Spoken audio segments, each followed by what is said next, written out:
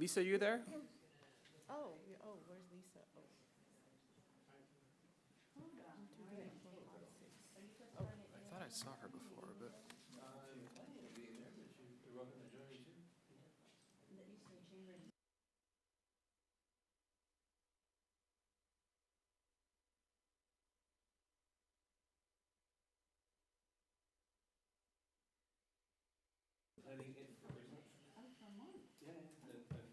This will be the 9th of 14 days that I'm going after the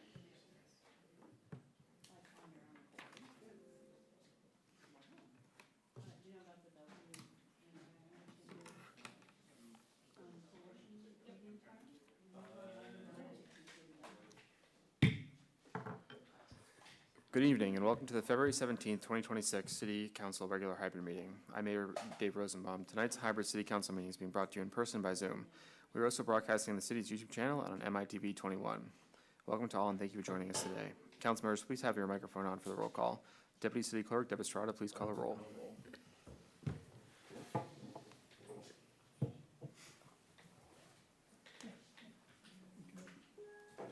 Thank you, Mayor. Thank you, Mayor.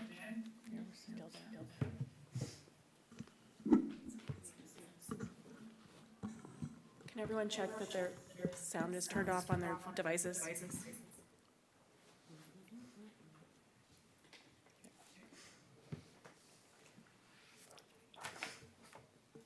Councilmember Andrew. Here. Councilmember Shea. Here. Councilmember Reynolds. Here. Councilmember Weicker. Here. Councilmember Weinberg. Here. Deputy Mayor Becker. Here. And Mayor Rosenbaum. Here. Thank you. There is a quorum present. Deputy City Clerk, please note that council members Androl and Reynolds have joined us via Zoom. Next, we have the Pledge of Allegiance. Council, if you would join us in council chambers, please stand and face the flag. If you would join us via Zoom, please mute and turn off your video to ensure that the U.S. flag is visible. Please join us in saying the Pledge of Allegiance.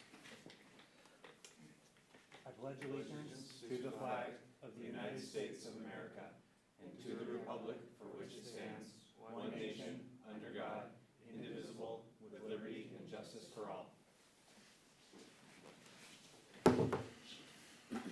We now move to the approval of today's agenda. If there are no questions, may I have a motion to approve the agenda? So moved. Second. There is a motion by Councilmember Weinberg and second by Deputy Mayor Becker. Deputy City Clerk, please conduct a roll call vote. Thank you, Mayor. Mayor Rosenbaum. Aye. Councilmember Weinberg. Aye. Councilmember Shea. Aye. Councilmember Reynolds. Aye. Councilmember Androl. Aye. Councilmember Weicker. Aye. And Deputy Mayor Becker. Aye. Thank you. The motion passes and the agenda is approved. Next up on the agenda, we have the City Manager's report, and we welcome City Manager Jesse Bond. Good evening, City Council. Happy Tuesday. Got a few things popping up here. Let me close them. All right, Casey, next slide, please. Council, just a quick meeting snapshot as we look ahead to the end of February and early March. I will remind you that your next hybrid City Council meeting is Tuesday, March 3rd. Upcoming board and commission meetings, we have the Planning Commission on February 25th and the Parks and Recreation Commission meeting on Thursday, March 5th. For anyone following along at home, we post all of these board and commission meetings on our website, as well as the agendas are posted several days in advance. Next slide, please. A couple of updates I wanted to share. Happy Lunar New Year. The year of the fire horse is here, as Councilmember Shea has reminded us so many times. Thank you for your support. On Sunday, February 8th, we partnered with the Mercer Island Chinese Association to bring this community celebration to Mercer Island again. This has been a multi-year partnership. The staff were noting that even though it was Super Bowl Sunday, we estimated we had close to 1,000 community members here for that event. This has been a strong showing year over year, super exciting. Lots of activities, live entertainment, vendor booths, many partners and sponsors. So a huge shout out to the Mercer Island Chinese Association for partnering again with us on this very special event. Thank you and great job to everyone. Next slide, please.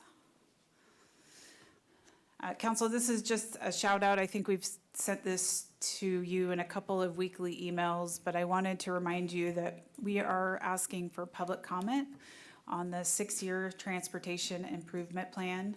This is something that we review and update annually, and the call for public engagement is also an annual call. We have been promoting it across our communication channels, and we will continue to do that.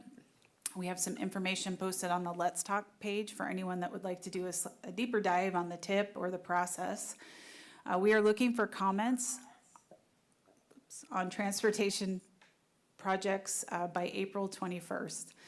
And this will be in front of you for a first look and a public hearing on April 7th. So anything you'd like to do to help us promote this opportunity is much appreciated. And you'll see our social media and weekly emails continuing to feature this over the next couple of months.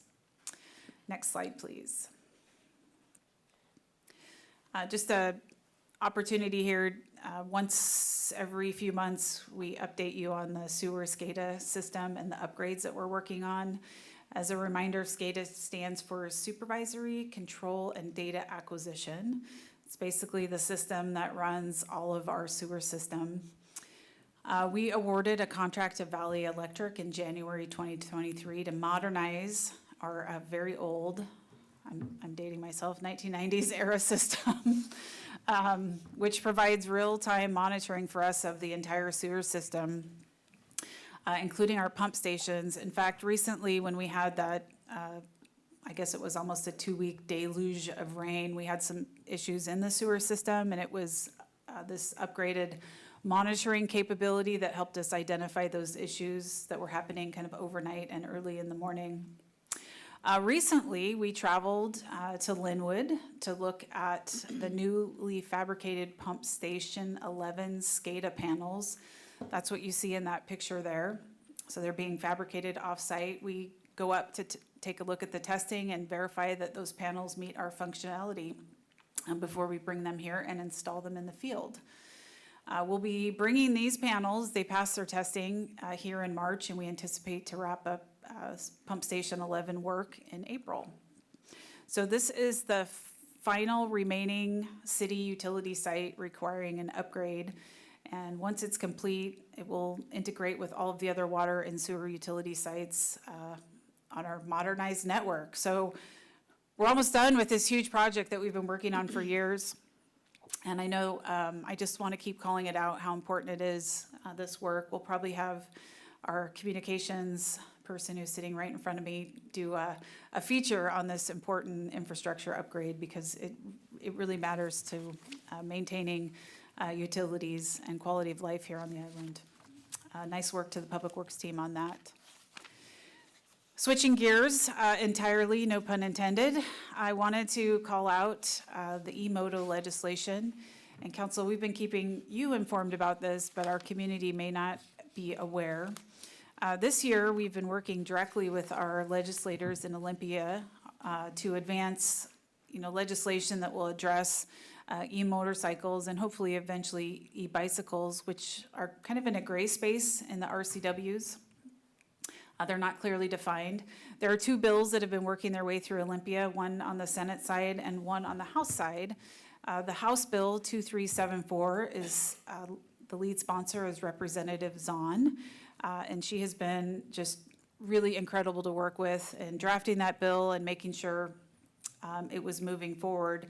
It did pass off the House floor just over the weekend, kind of a late night thing, and the Senate bill also passed off the Senate floor. So we have 2 bills that are moving right now. They do a little bit, they achieve different things. We favor the House bill, and we are talking to Rep. Zahn and Senator Wellman about how we reconcile these 2. I won't get into all of the sausage making here at the council meeting tonight, but I just wanted to tell you that I'm really proud of our whole team, city council and staff, for taking initiative on this issue well over a year ago, getting it to a bill. And even though it hasn't passed yet, we are getting really close. If you haven't done so already, please say thank you to Representative Zahn when you see her. She's worked really hard with us to keep this moving. So we'll keep you posted. We're not to the finish line yet, but we're making progress. Next slide, please. Okay, again, shifting gears. We're covering a lot of topics. Just a reminder that we currently have 3 vacancies in our boards and commissions, one on the Arts Council, one on the Open Space Trust, and one on the Utility Board. That recruitment is currently open. We've extended it to March 6th, hopefully to get a few more candidates. And we plan to come to you, City Council, on March 17th to make those appointments. If for some reason we aren't able to fill the positions, we will just roll the vacancy into the next recruitment, which will start actually really soon for the next round. So hopefully we'll have some more applicants come in, and we'll see you on March 17th to make those appointments. Next slide, please. Upcoming events, just wanted to make sure this was on your calendar. I think Casey Thompson added it, but just in case, I'll have her double check that. Here at the Community Center on March 7th, we'll be hosting our annual Senior Resource Fair. It's exciting to say that this is annual. We've been doing this for a few years now. It's one of our most popular events. It's from 10 to 12, open to really anyone of any age, but primary audience is senior adults. We'll have a range of information booths here on topics of activity, healthcare, volunteer opportunities, and more. Council, you are welcome to pop by and say hello. So again, we'll make sure that is on your on your calendar for March 7th from 10 to 12 here at the Community Center. Next slide, please.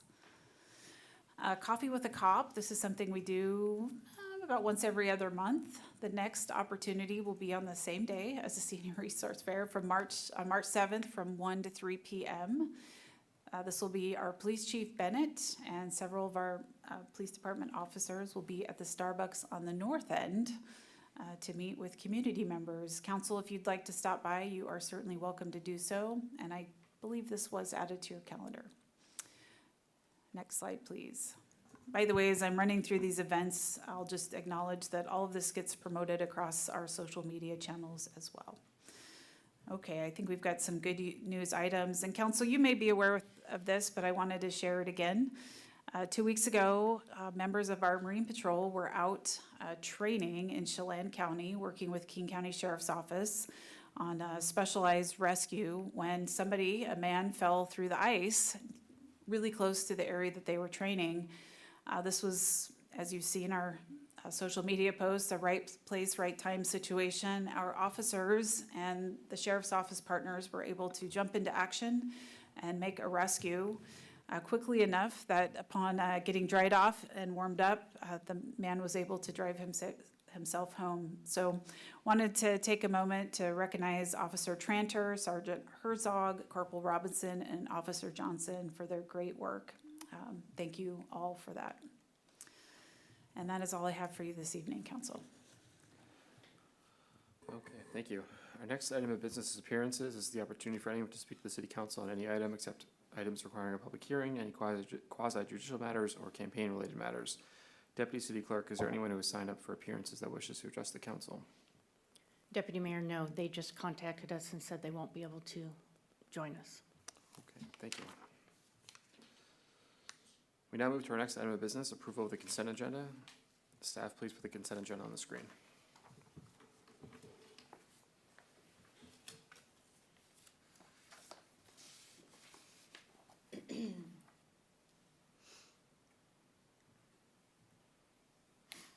The consent agenda contains 7 items which are available on the screen in the agenda packet for review. Is there a motion to approve the consent agenda as presented? So moved. Second. It is moved by Councilmember Weinberg and seconded by Deputy Mayor Becker to approve the consent agenda. Deputy City Clerk, please conduct the roll call vote. Thank you, Mayor. Deputy Mayor Becker, Aye. Councilmember Weicker, Aye. Mayor Rosenbaum, Aye. Councilmember Reynolds, Aye. Councilmember Anderl, Aye. Councilmember Weinberg, Aye. and Councilmember Shea. Aye. Thank you. Motion passes. The City Council will now go into executive session for approximately 30 minutes to discuss with legal counsel pending or potential litigation pursuant to RCW 42.30.110 The City Council will be in recess from 5:15 until 5:20. The City Council will convene the executive session from 5:20 until 5:50 p.m.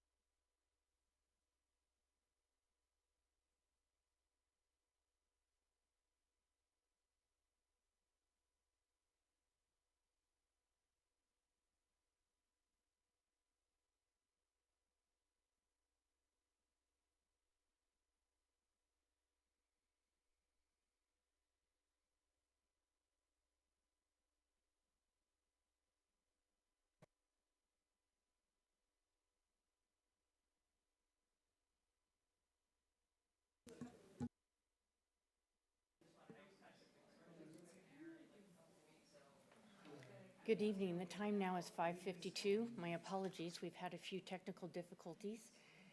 City Council will continue in executive session for an additional 15 minutes to approximately 6:05 PM.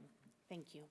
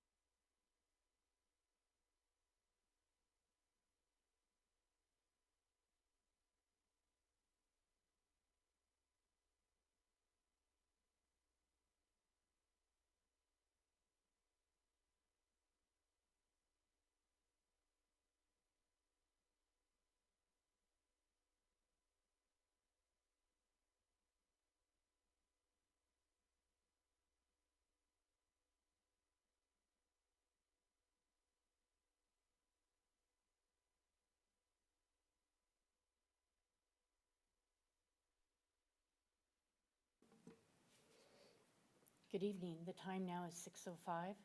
The City Council is still in executive session and will remain in executive session for an additional 5 minutes until 6:10 PM. Thank you.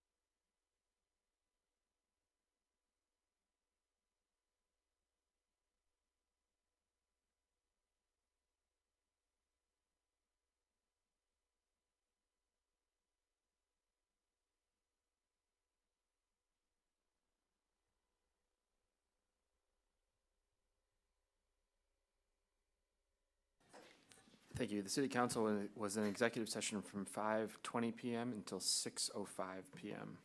Our first item of regular business is AB 6865, compliance with Growth Management Hearings Board final decision in order related to City of Mercer Island periodic update to the comprehensive plan. We welcome City Manager Jesse Bond and CPD Director Jeff Thomas. Thank you, Mayor. Good evening, Council. For the record, I'm Jeff Thomas with CPD. There we go. Try again. Okay, I'll repeat that. Thank you, Council. Good evening. I'm Jeff Thomas with CPD. What I'd like to do first is introduce all five of us sitting at the table here, staff table this evening. From your from my left to right, Kim Adams Pratt, she's our outside legal counsel. Jesse Bond, City Manager. Michaela Jellicoe is a senior economist with Community Attributes, consultant that we've hired to help us unpack and build a model here related to GMA compliance. And Allison Van Gorp, a Deputy Director of CPD. We're going to run through a slide deck with you this evening. It's a little bit long, so we're going to take some breaks in between to ask if you have any questions or comments you'd like to make. And we'll just move through it in small chunks and go from there and get to a discussion. Allison, do you want to share screen?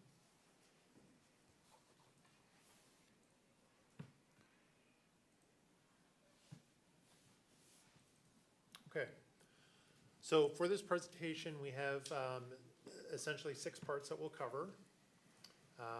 And Michaela is going to go through part 3, which is going to be the longest part of the presentation, going through some of the background and how CAI has done their work for us.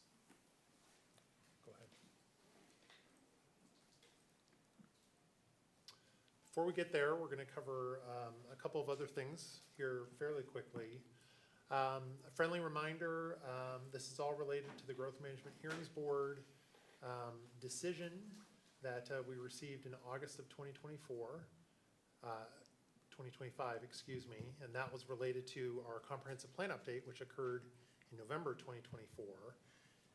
It was appealed, we got the Growth Board decision, and what we need to do is we need to go back and do some work related to that. Go ahead. There are 4 primary issues that came out of the Growth Management Hearings Board order in 2025.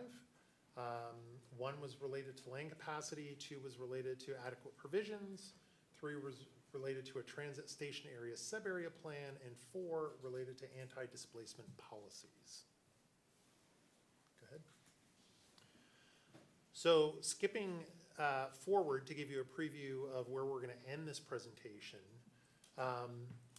our objective here for this evening is to walk you through the work that's been done and have a discussion about the transit station sub-area map that's been developed with the boundaries specifically. And what we're going to be asking the council to do this evening, should you agree, is to provide direction to staff to move forward with a compliance strategy that is related specifically to the Growth Board order, land capacity, and adequate provisions, and also move forward with using a draft transit station sub-area boundary that will allow us to go out and get some public feedback between now and March 17th, and come back on March 17th and report to you on that public feedback, and then have you move forward with locking in a boundary that will be used for the rest of this Growth Board compliance process.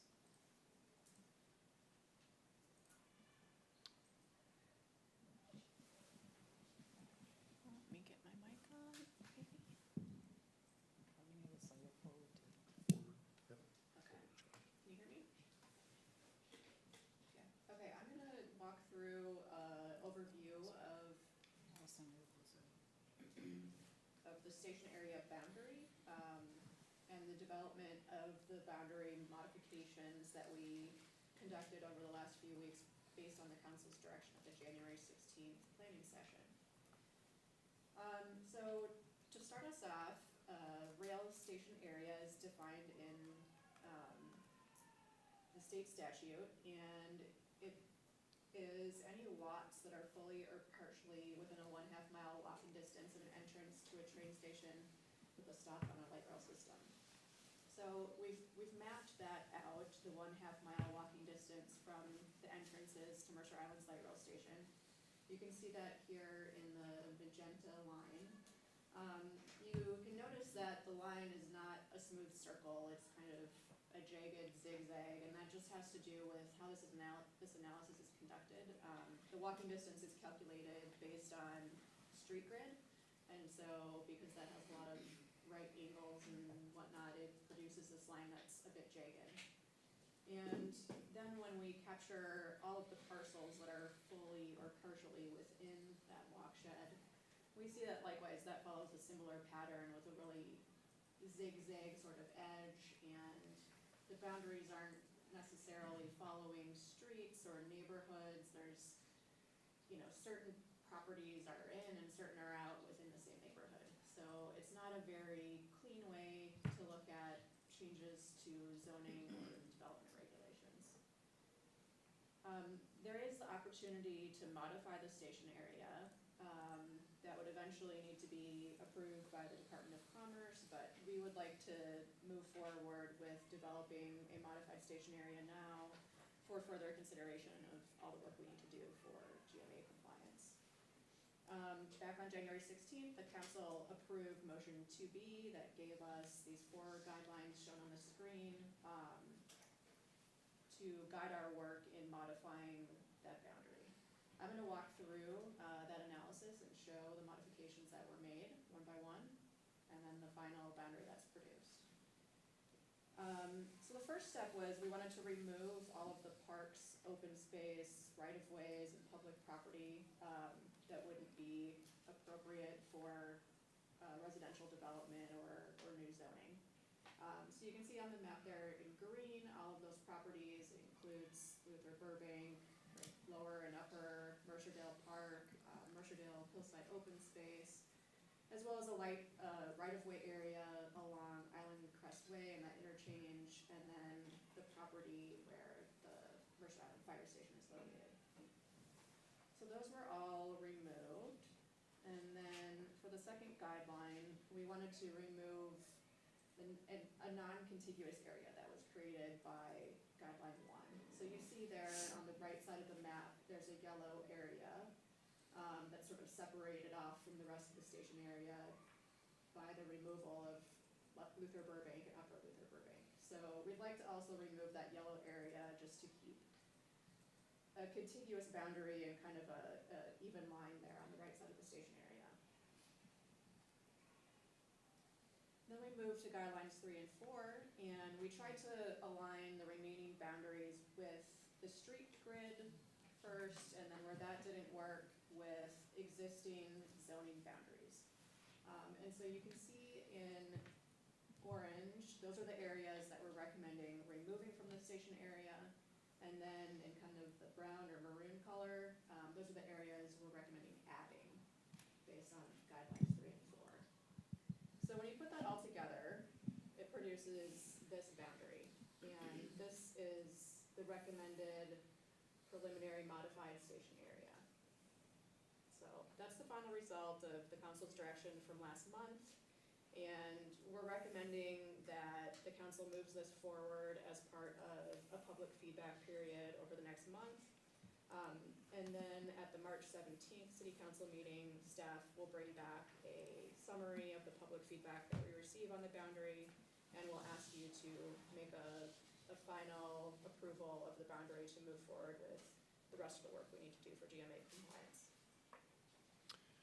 With that, let's take a quick pause. Any questions from the council on what Allison just covered or any of the opening remarks? Councilor Reynolds. I just want to kind of a two-part question.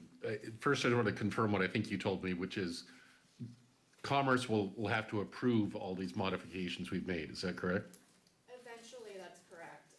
As part of the TOD bill, we will be be required to enact zoning changes within this half-mile station area. And for that purpose, Commerce will need to approve a modified station area.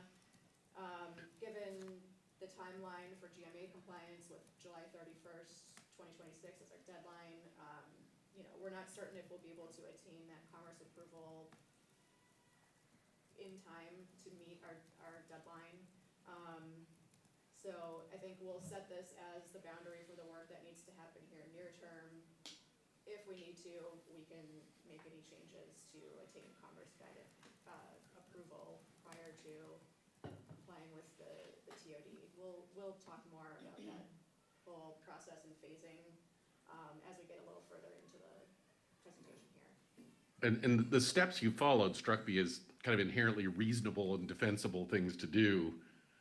If we wanted to, could we stretch it further? And treat it like silly putty and make a completely different zone? Well, we haven't seen guidance from Commerce yet on how this modification process will work or what the requirements would be. We have been talking with them about it. Our intent with this, what I've just presented, is to keep the area and acreage of the station area approximately the same, so that we can show that we're meeting the intent of the legislation to upzone this area that's within an easy walk of the station area. Okay, thank you. I want to add, Councilmember Reynolds, setting the boundary is a policy decision of the council. Working through the guidelines that you directed us to follow at the planning session, we believe that we prepared a defensible map.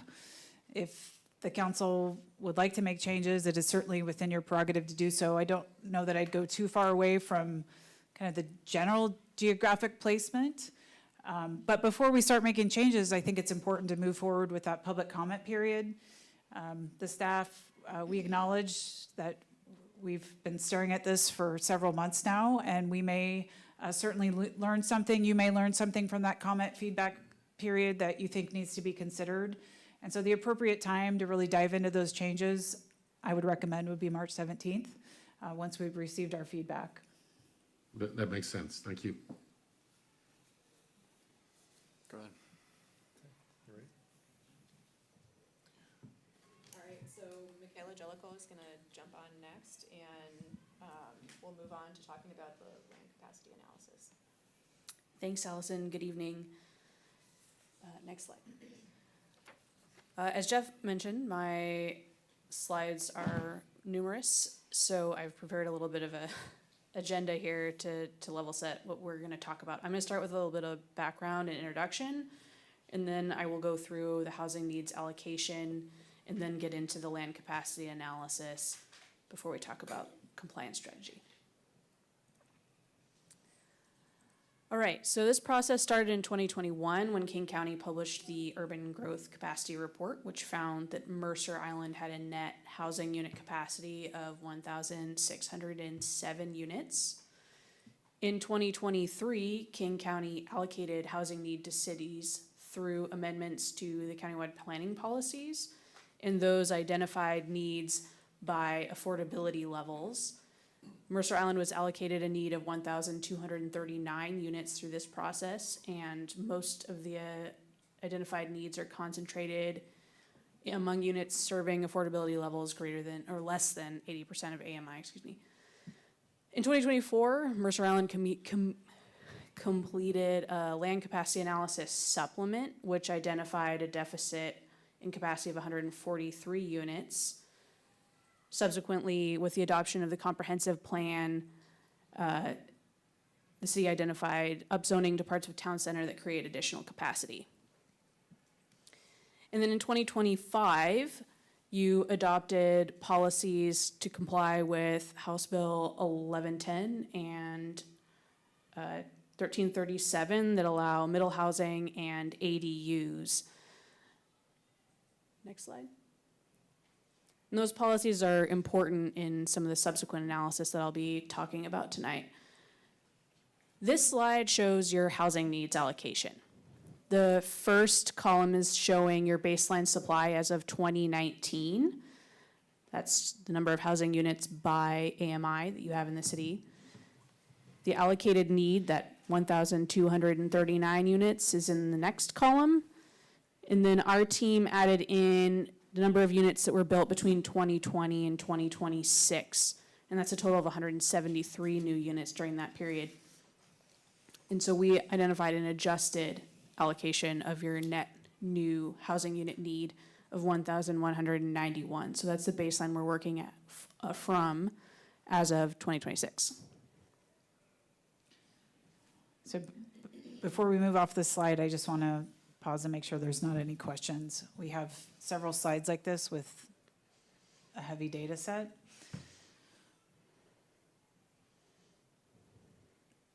No, all right, Mayor's saying move it along. All right, next we looked at the Department of Commerce guidance on land capacity analysis that was provided to all cities, updating their comprehensive plans.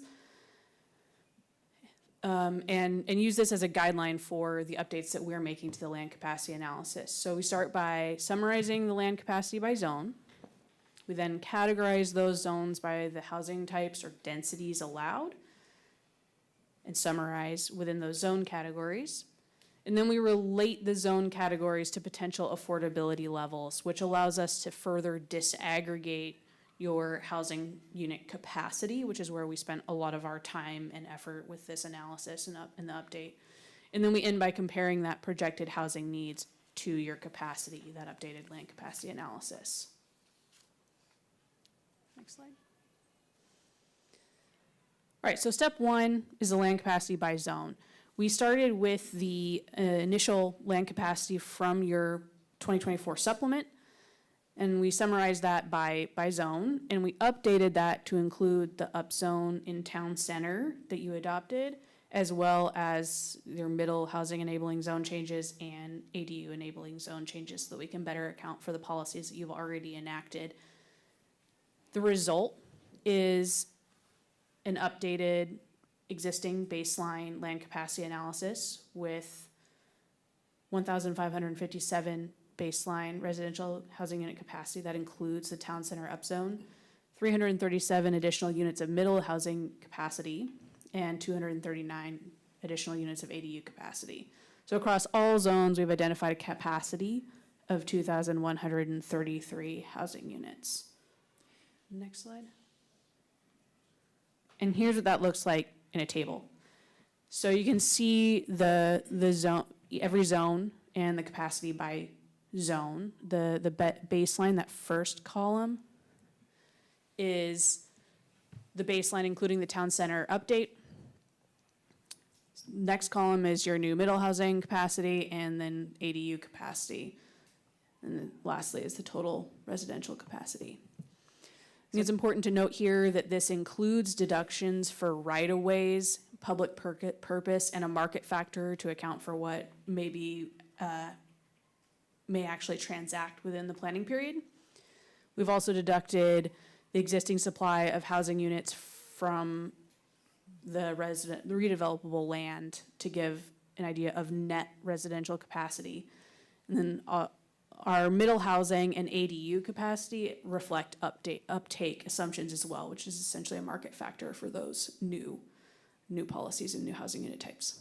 So I'm just going to pause here. I realize we have a technical problem occurring as we speak here. The closed captioning is running over the top of our slides, which means the viewers at home aren't seeing those bottom line numbers. So what I'm going to do, Allison has the live slide deck up. I'm going to ask her to just read the totals off from the bottom. And for anyone that's watching at home, after this meeting tonight, we will post the PowerPoint and amend the packet to the website. But we'll be more thoughtful as we're going through the presentation to try to pick up anything that's being blocked by the closed captioning. So why don't you go ahead and read that line, and then I have one more comment. So the baseline number is 1,557, and the new middle housing capacity is 337. yeah, or you're not close enough to it. Okay, so baseline final residential capacity is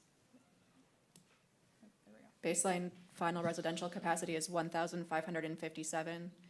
The new middle housing capacity is 337. The ADU capacity is 239. And the total residential capacity across all zones is 2,133.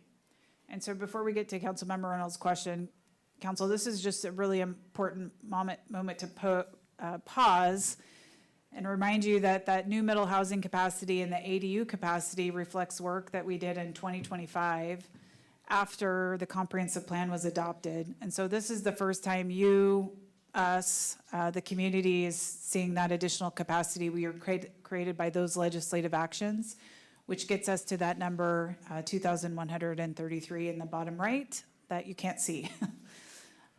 All right. Councilmember Reynolds. Yeah, talking about the ADU capacity, it's interesting that it's not broken down by zone, and maybe there's a good reason for that, but it struck me as small compared to the number of residential lots in the community. How do you go about determining it? Yeah, I might call on my colleague Brian to get into this a little bit. He's on the Zoom, but we looked at middle housing and ADU capacity together because there's a little bit of crossover in according to, I think Allison might be able to explain this better than me, in how those sort of compete for each other. But one thing that keeps the ADU capacity small is the actual production of ADUs. So we're using the best available data to be able to understand how much production we think will happen in that time frame. And I think it's averaging like 9 units per year. Yeah, that's our historical rate of ADU production over the last 15 or so years is averaging about 9 ADUs per year. So that is weighing into our thinking. And then the other factor is, so middle housing and ADUs are both allowed on residential zoned lots. And so it's a little bit of a either or proposition. If someone is looking to add development to their single family property, they could either build like a home and 1 or 2 ADUs, or they could come in and do a middle housing development. And so the ADU capacity shown is, meant to be looked at together with the middle housing capacity because those are both occurring on those residentially zoned lots. Okay, and the column before, the new middle housing capacity, is specifically capacity that was created by the I guess 1110 and 1220 or whatever it was? Yeah, so there was existing capacity in our residential zones for single-family housing when we approved and when we adopted the ordinance that enabled middle housing. That added the ability to also build those middle housing types. So yes, it does add capacity because it allows you to have more units on a lot than was previously allowed. Okay, thank you. I think we can move forward. Next slide. All right, second step is categorizing zones by the allowed housing types and densities. So you can see here that we've described by zone the typical housing types allowed, the density associated with those housing types, and then we've assigned a zone category. And I think I'm gonna go to the next slide unless we can come back to this table if we want. So one new change that we've made to this is that zones like R15 are broken into 2 categories that better allow us to capture the range of densities that are allowed in each zone. So the updated methodology better captures moderate densities that are supported under the middle housing regulations. We've got 4 categories that we've come up with. So low density categories are characterized by detached single family homes, moderate density or middle housing capture townhomes, duplexes, triplexes, quadplexes, and courtyard apartments. Low rise captures apartments and condominiums in buildings up to 3 floors. And mid rise captures apartments and condominiums in buildings with 4 to 7 floors. Next slide. summarizing this by zone category, we find 356 within the units capacity within the low density category, 337 in the moderate density category, 918 in low rise, 284 in mid rise, and the 239 ADUs for a total baseline capacity of 2,133, which is the same number we saw previously. So we've just reorganized those by zone category.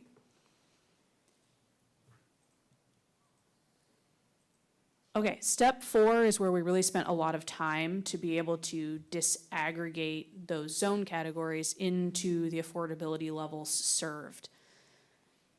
So to do that, we calculate affordability level assumptions for market rate units as well as units that are supported by internal subsidies or incentives, which is right now is your incentive zoning program in town center.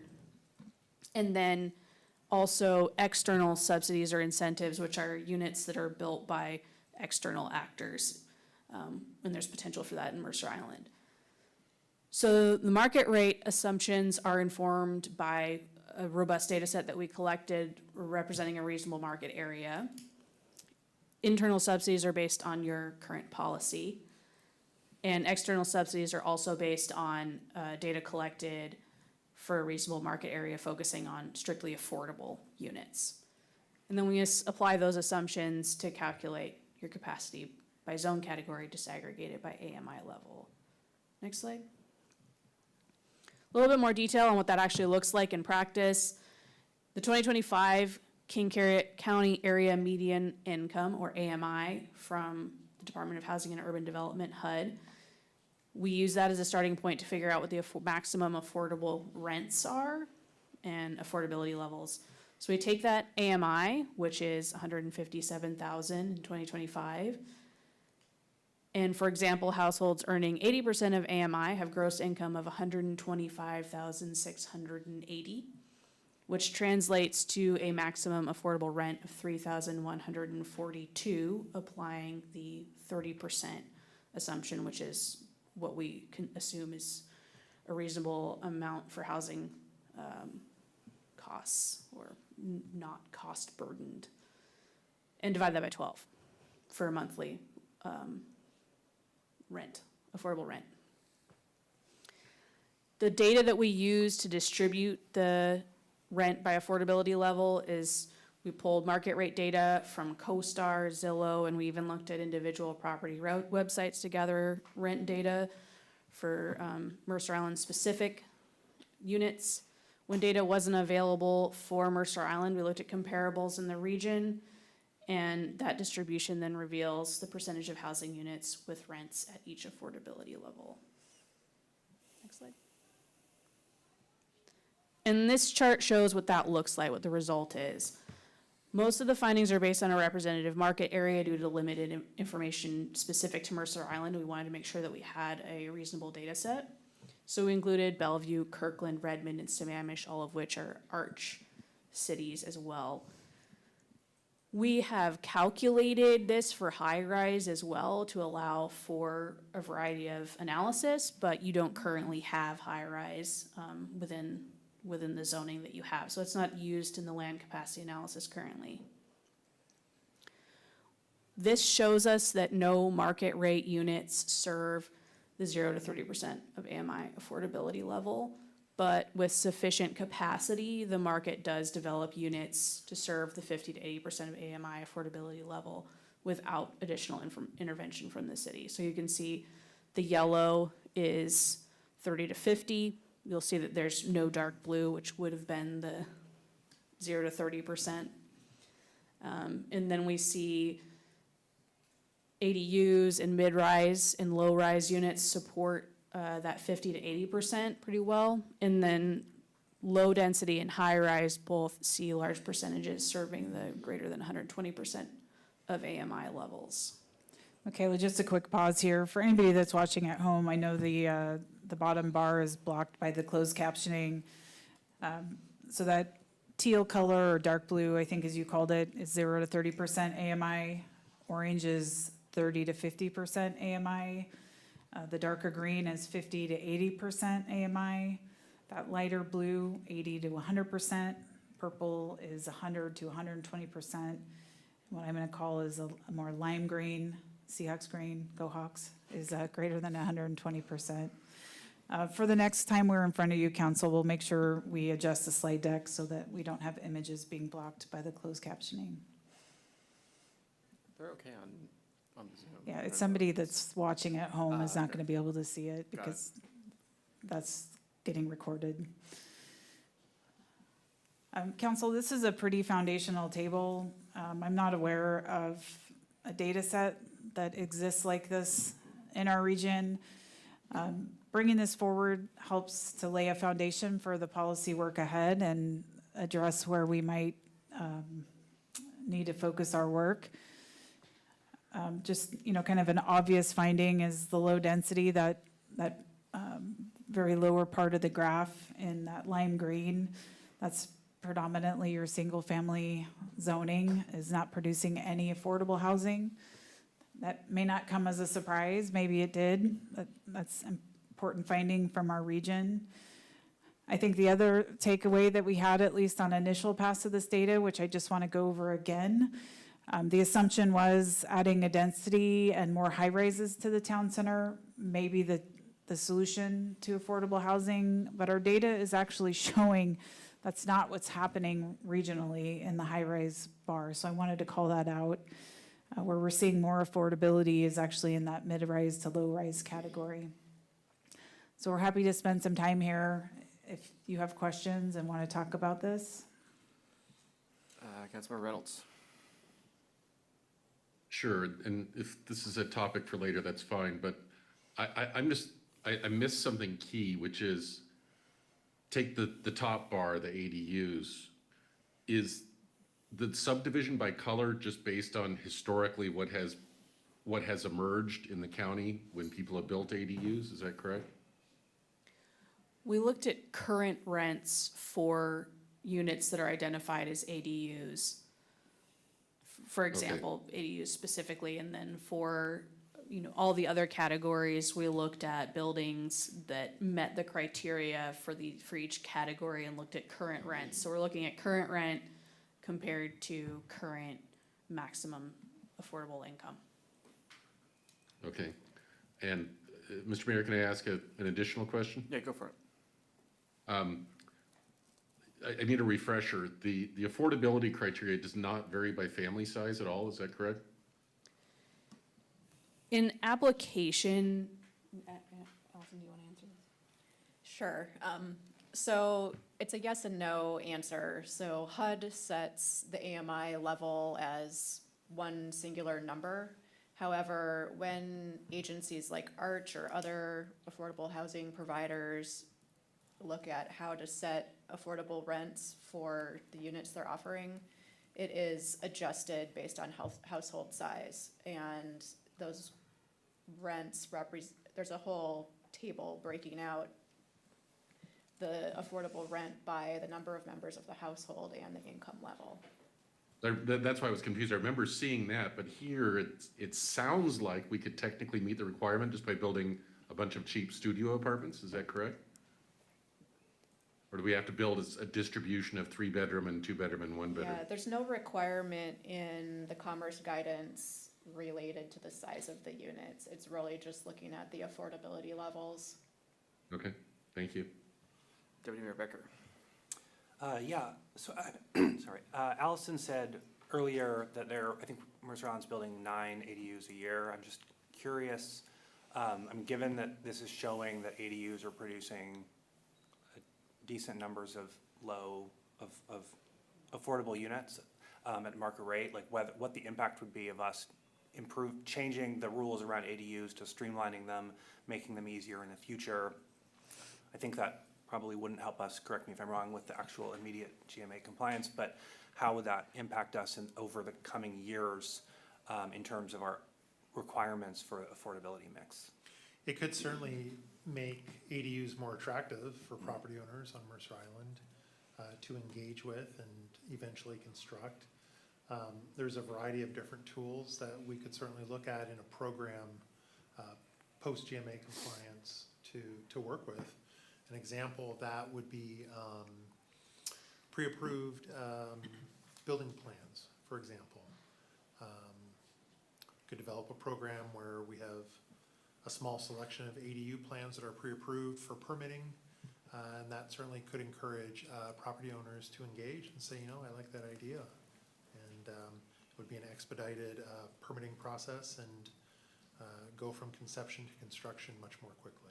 Okay, and we would look at that in the coming years. Absolutely. Okay. Yeah. Thank you. Councilor Weicker.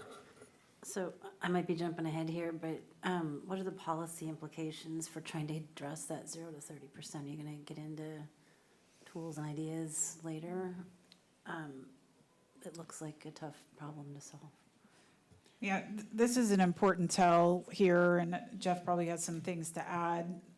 Again, part of the reason I mentioned that, as far as I'm aware, an analysis like this hasn't been done before is we've done it now, and we've demonstrated that inclusionary zoning and just the market itself is not producing those units. So it's likely going to mean direct subsidy, partnerships with the state, the county, Arch, perhaps our own contributions, fee and lieu programs. Something else is going to have to be implemented to address that 30% and under affordability. And we haven't quite gotten there yet, Jeff. And Councilmember Weicker, that's a policy discussion to be had in this process. Can you remind me the count for 0 to 30 that we need? 519 units. And that includes permanent supportive housing as well as non. And we do have a few more slides in the deck where we'll actually take this analysis a step further and start to quantify what that need looks like in terms of dollars. Councilor Weinberg. So one pattern I'm seeing in the data, which you alluded to earlier, is that this chart is showing us a couple of outliers, that low density is not going to get us where we need to go as far as affordability. It's also showing that high rise is not going to get us there as far as affordability is concerned. Mid-rise and low-rise seem very close in terms of what they produce, as they are to the moderate density and middle housing. I'm wondering, maybe I missed it on a previous slide, but what is the definition of high-rise versus mid-rise versus low-rise? Is it number of floors? And do we know what the number is that's the threshold between those? Yeah, we can flip back. By the way, when we prepared these slides, they're not the best for a meeting presentation, but all the detail is there should you desire at 2 a.m. to read through the step-by-step. So here's that slide we were looking It's for. shown here in the bottom half of the bullets here. So low rise is up to 3, mid-rise is 4 to 7. So that essentially covers anything that's currently allowed on the island, I think. And high rise would be anything above 7. Is that right? Yeah. Yes. Okay, thank you. Councilor Shea. Actually, Mayor, if I may, just to answer Councilmember Weinberg a little bit more fully. The transition when you're at 7, 8, 9 stories starts to become a conversation about construction materials. 8 stories, you're still going to be in that generally same construction materials as 7 and 6 and 5. So I think we're generally viewing 8 stories as a mid-rise concept on Mercer Island and in the region in general. Okay, thank you. Councilor Shea. Yes, can you go back to a couple of slides where you were before this, where it has the different kinds of middle housing? Yeah, there. Okay. So House Bill 1110, which is the middle housing bill, allows 6 out of 9 types. And I think on Mercer Island, we have the townhomes, duplex, triplex, quadplex, courtyard apartments, and stacked flats. And just in talking to community members, people have asked me about cottage housing and whether that is something that we can look at as an option for middle housing during phase 2. Yeah, that's something that when we adopted the existing interim regulations for middle housing, we chose not to include that type because we were relying on our existing development standards within the residential zone and just allowing these new housing types. If we'd like to pursue cottage housing, I think it likely needs customized development standards to facilitate that type of development. The existing setbacks and other dimensional standards likely wouldn't result in the type of development that people are envisioning when they talk about cottage housing, the cute, small little cottages.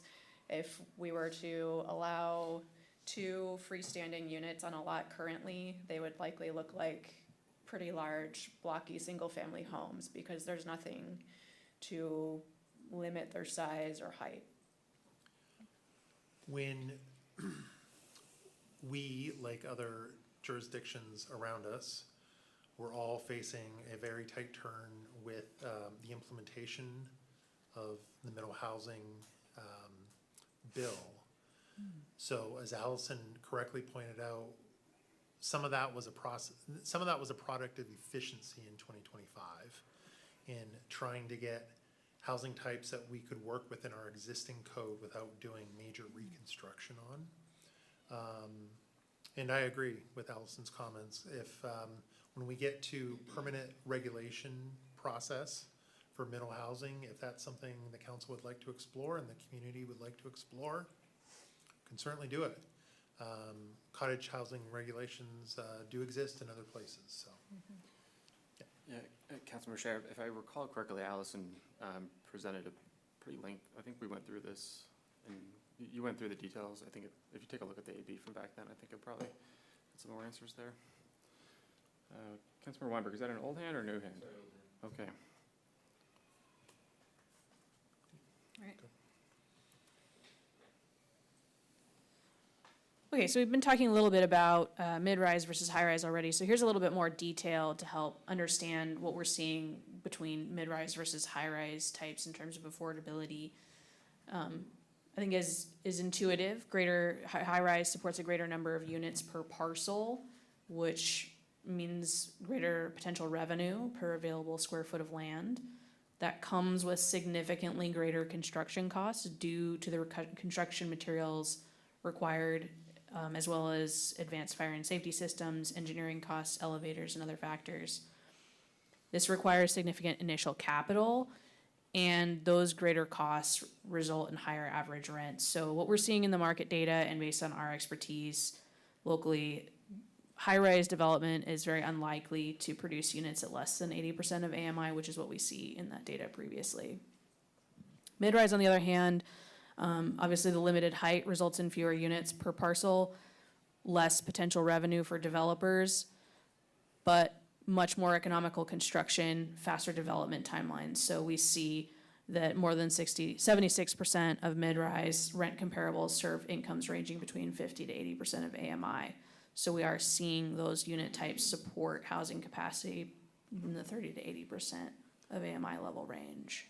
Can I hop in with a question here? So how did you think about things that are going on in the legislature right now? My understanding is there was some sort of stair bill that was pending that I don't know if it actually, I don't know if that. We didn't anticipate any potential changes in the legislature. It's nearly an impossible thing to do, but the session will be ending here in a few weeks, and if any of those changes happen, that could impact our analysis. Yeah, I'm just curious because I think the idea there is that you have fewer sets of stairs, and that can obviously allow for more units, but I don't know what that bill went. Yeah, and actually there's thematically, there's a lot of interest right now in taking existing commercial buildings and allowing for easier transitions to housing, for example. That's kind of a theme.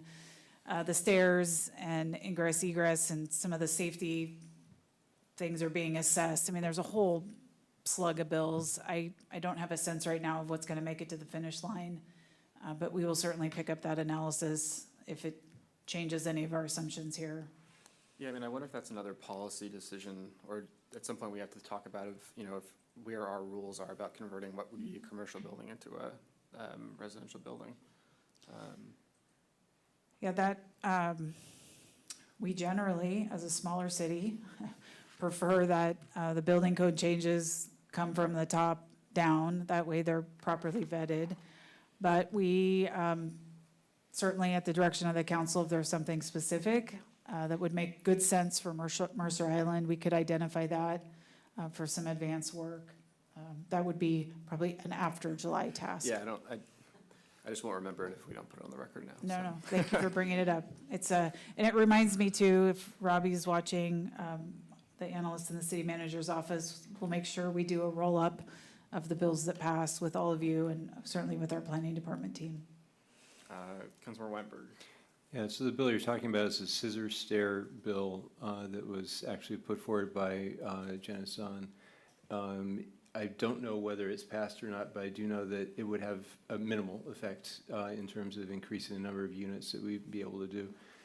Essentially, it would, its intent is to try to reduce the number of stairwells that are needed for a mid to high-rise apartment building by having essentially two pathways going down the same stairwell with fire separation between the two. And technically it's feasible to do, but it would only gain you about 1 unit per floor.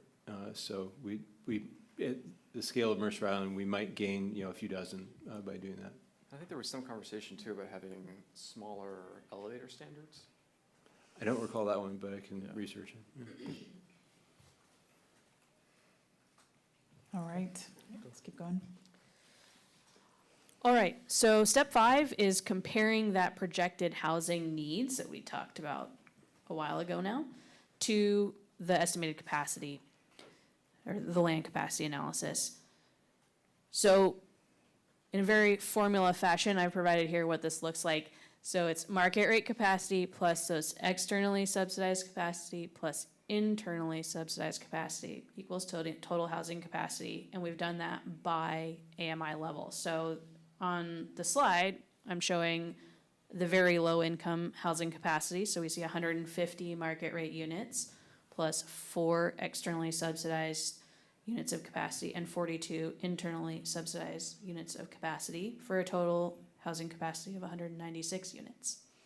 We then take that housing capacity and subtract your allocated housing need to arrive at either a surplus or a deficit. For the very low income category, what that looks like is 196 total housing capacity minus 202 allocated housing need for a deficit of 6 units. Next slide.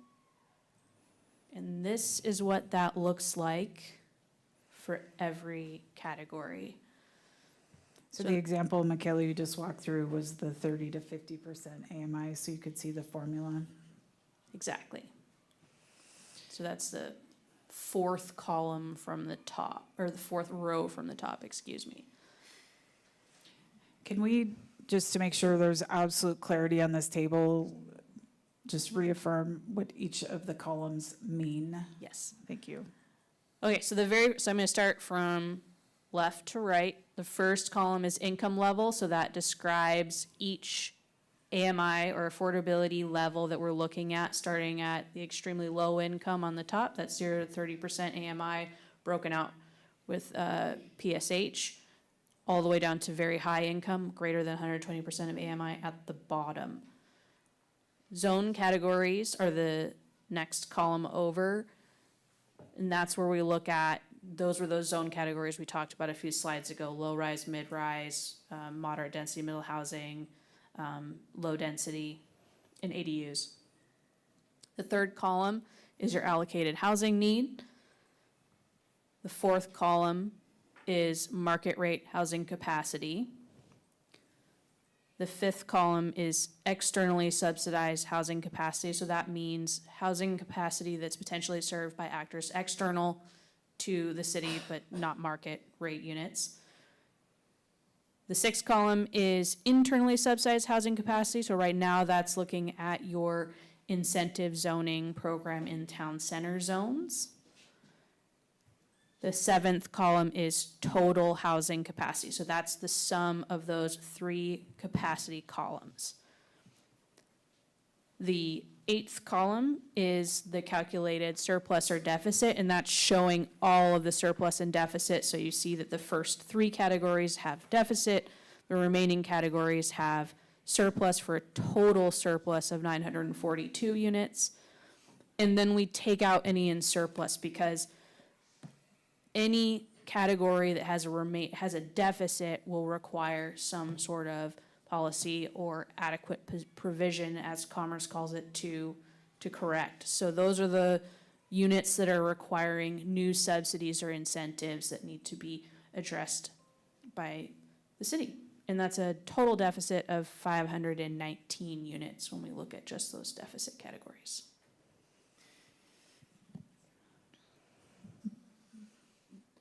Councilor Reynolds. Yeah, can you give me a feel for the externally subsidized, what sort of, what that would be? Yeah, so we actually looked in very much detail at the data coming from CoStar for your reasonable market areas. We're looking at Bellevue, Kirkland, Sammamish, Mercer Island, and CoStar actually breaks out their data by market rate units, market rate and affordable units. So those are buildings that have both a combination of market and affordable units, and then buildings that are affordable only. So that's going to capture, arch provided units and other types of affordable housing providers that develop affordable housing units in that region. And so they actually separate out that those buildings and those units, so we're able to look specifically at how many units are produced regionally of affordable housing and have data to show that. So is it basically any form of affordable housing that is not directly resulted from subsidies, incentives, or mandates that we create? Yeah. So for example, the incentive zoning program that you have right now is going to be captured in that market affordable group, because the way that it functions is that the developer builds a certain amount of affordable units in exchange for a bonus or an incentive. So those are going to be buildings with a mix of affordable and market rate units, and many policies, even like inclusionary zoning policies in other cities, are going to be captured in that category. Thank you. Councilor Boucher. So can you talk a little bit more about how fee in lieu might play a part in all this? Yeah, do we want to? Our next couple slides get more into Yeah, that. we're going to cover that in the next few minutes, if that's Yeah. all right, yeah. Are we ready to go forward? Okay, so just as sort of an overarching summary of what I described on the table, but in words, we take that summarized, that housing unit capacity by affordability level, compare it by your allocated housing need, and we find that all of your allocated housing unit need falls at income levels of 80% AMI and less. Your total need is 1,191 units. Your capacity is 2,133, which gives you a total capacity surplus of 942 units. And we see surpluses in affordability levels greater than 50% of AMI, and deficits in affordability levels at 50% of AMI and below. And those remaining deficits will require new policies or adequate provisions to supplement capacity to meet that need. Next slide. So this is a little bit of a preview onto that helps us understand that in lieu fee conversation a little bit. But just to sort of understand the cost of direct delivery of affordable housing, we, from Arch, know that the cost to develop affordable housing ranges between $425 and $500 per square foot. Average unit sizes range between 500 and 1,400 net square feet. We also have heard from Arch that affordable units trend larger than market rate units. So if we assume gross square feet of 1,200 per unit, the average development costs range between $510,000 and $600,000 per unit. So a housing unit deficit of 519 units results in a cost between $264.7 and $311.4 million. We do know that these funds can be, that funds can be leveraged. So with that, assuming a loan-to-cost ratio between 65 and 75%, the funding required to cover that cost ranges between 66.2 and 109 million. That loan-to-cost ratio can vary widely from 55% to 90% based on the project type, location, level of risk, and it has a pretty big impact on the level of funding required to actually provide those units if you're able to leverage a smaller number to cover a greater cost. Do you want to explain that just a little bit further, the cost, the concept? Yeah, the concept there is it's kind of like when you're thinking about a mortgage, right? The funding level is equity, and then how much loan can you get? How much, how much can you borrow against that equity to cover that cost? Is that better? Perfect. Yep. Okay. Councilmember Reynolds. Yeah, I follow up on just the prior one. I mean, I understand the concept of leverage, that when we make a contribution to Arch, other cities make contributions to Arch, tons of money comes in from other sources, state government, federal government, et cetera. So we get a building that is a lot less expensive to us than we might have thought. But is this basically saying that the city or some other entity would need to put in between 66 million and 109 million of cash to get this development of around 300 million? That's correct. Ouch. Okay, thank you. And even just backing up a bullet there, Councilmember Reynolds, before we get into the analysis of leveraging, I just want to call out the estimated cost to develop affordable housing to serve that need is 265 to 311 million. That's something that, when the Growth Management Hearing Board told us to go do this work, one of the things they said was quantify the cost, and we have done that now. The step. And that number represents what we'd have to pay a builder to build it, and that includes land cost as well, is that correct? It's an estimated cost, yes. Okay. Yeah. And so, council, as we think about the work ahead of us, it's now upon us, and I think the other cities in the state of Washington, based on the directive that we've received, to figure out how we close this gap on Mercer Island. So you can, now that we're paused here, you can see from the data we looked at earlier that the units under 30% are not being delivered by the market. So we played it out a step further to quantify what it's going to take to deliver those units. And it's, as I mentioned a moment ago, it's likely going to be a combination of, direct funding, federal, state, county, city, fee and lieu program certainly would help fund these units. Donation of land. I think there's a little bit longer list, but just to give you an idea. I see people with heads in their hands. Okay, do we have some more slides? Yeah. I had one more question, if I may, before we move on. Go for it. I think I'm understanding that the 250 to 311, or 264.5 to 311 includes land cost. Does that allow for the fact that Mercer Island land is more expensive than other land around the county? Thank you for asking that question. It's something that we talked about internally. Arch provided us with a cost estimate. I think it's something we want to just verify.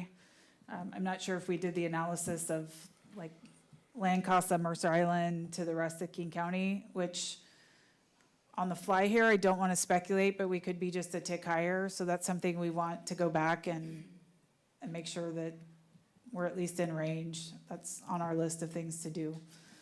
Thank you for Okay. raising that question. Okay. Okay. Oh, sorry. Yeah. Go for it. I'm just in a little bit of shock and awe with these numbers, Jesse, so I wonder if you could just speak to what your thoughts are on that matter. Questioning personally why I became a city manager. No. No, I've had a chance to talk with some of you about the data before we got here tonight. And it's a staggering number. And if you think for a moment, this is the Mercer Island, the city of Mercer Island number, and now apply that across King County and the Puget Sound, and you now have a number that's somewhere in the billions of dollars. What I'm happy about is we have a number. I hope that arms you with information to talk to your legislators about, even begin to talk to the federal government about, the governor and others who are working in affordable housing space. I think we've delivered a model here that other cities can use to calculate their own costs. We don't have $250 to $300 million. We currently have our police department working in trailers. I do not sit here tonight with any sort of a solution of how to solve this problem among all the other issues the city is faced with financially. But this is an important moment where we have data now, and we can start to understand the problem. It's clear that we are going to need partnerships and support from the state and federal government in solving the affordability needs at 30% and under. I'm also encouraged by what the market data is showing. It is showing that units above 30% are being delivered in other ways. And that gives me a little hope that as we continue this work, as ordered by the state, that we can get there, except for the under 30%. And so we have a lot more to talk about. You all have a fee in lieu program on our list of things to work on. That will start to solve for some of this. But that is a very big number. And I'm estimating perhaps that once we do a little more analysis on the land costs on Mercer Island, it may go up a little bit. And when you say partnerships from other government agencies, you mean money? I do mean money. Yeah. And there's, we use the term leveraging, and in a future presentation, we might need to unpack that a little bit more. We have been a member of ARCH since it was founded, and we have seen an organization take resources and match and mix and really work as a strong regional partner. So I believe there are some tools out there to deliver this housing. One of the things that is going to challenge us is that housing that ARCH is delivering is not being delivered here. And what is required is we deliver the housing here. So one of our first steps may be to go to ARCH and say, let's bring a project here. So these are just things I'm kind of thinking about on the top of my head. And one more opportunity for you to keep going, if I may. Can we talk about the infrastructure needs behind all this? I know that's coming. I just want to give you the floor to sort of talk about that added Yes, you're just complexity. piling on right now. As we start to take more density and plan for more density, council, you all are aware that there's another conversation happening with our Public Works Department primarily about how we modify our infrastructure to meet the additional density. Not just this step, but in a future step as we get closer to 2029 and implementation of another bill we haven't talked about yet, the TOD bill. We anticipate additional sewer capacity will be needed, water capacity, storm capacity, perhaps roads, sidewalks. Haven't even talked about parks and open space. It is all going to add up. This number is likely going to double or more once we add in all of those costs. That planning work is happening now. I don't know that we'll have a fully completed analysis of the infrastructure needs by the time we get to July, but it's certainly underway, and we anticipate by the end of this year, going into Q1 of next year, having a comprehensive assessment of that infrastructure need. That's another just flag for you. One of the strategies for concentrating the density in one place is it allows us to focus those infrastructure enhancements in one area of the island where we are best served to do that type of work. One final question. All due respect to our finance manager in the back, could you remind us again what the budget headwinds are coming our way already? Do you want to, I can briefly touch on this. These numbers are big, this whole. Yeah, it's, I think it's worth noting for our community that this is compliance work we have to do, and this is really important. These are really big numbers, and there's a whole bunch here. And that's within the context of trying to keep the city doing what we're doing. right. Council, it's not lost on me or any of you, perhaps. We've been in front of you, I think, twice now, talking about the financial planning work. We are constrained on the operating side of the house. Year-over-year inflation has driven expenditures well above what our revenues were increasing. We're anticipating, if not in this coming biennium, in the next one, that our expenditures will exceed our actual revenues. So we have pressures there. Your capital fund is equally strained. We have intense needs, current infrastructure needs, we have facility needs. There's a lot in front of us in the hundreds of millions of dollars on all fronts, and I don't have a solution, but we have data, and we will start talking about it. And I want to emphasize again, I do believe we are one of the first cities to have done this analysis. I hope this gives you some at least initial information that you can use in your conversations with legislators and other cities,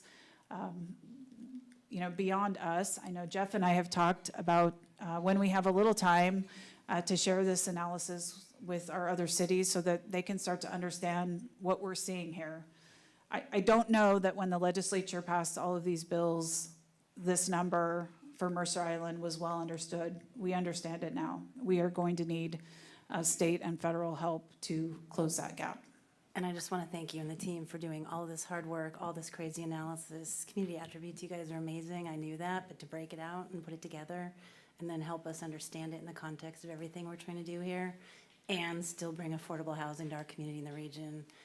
Thank you for your hard work. I know it's hard and I know the timeline's tight. So I just want to say thank you for that. We have more slides. Yeah.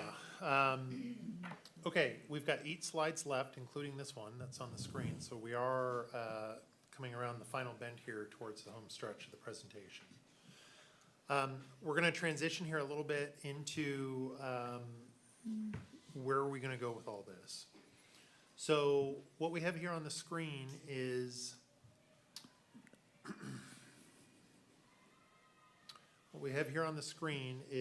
the same boundary that Allison shared with you earlier in the presentation, the same outer boundary for this station area, sub-area plan that we need to work on as part of the compliance strategy. And then we're showing you 2 phases here on the map, a darker purple color and a lighter purple color.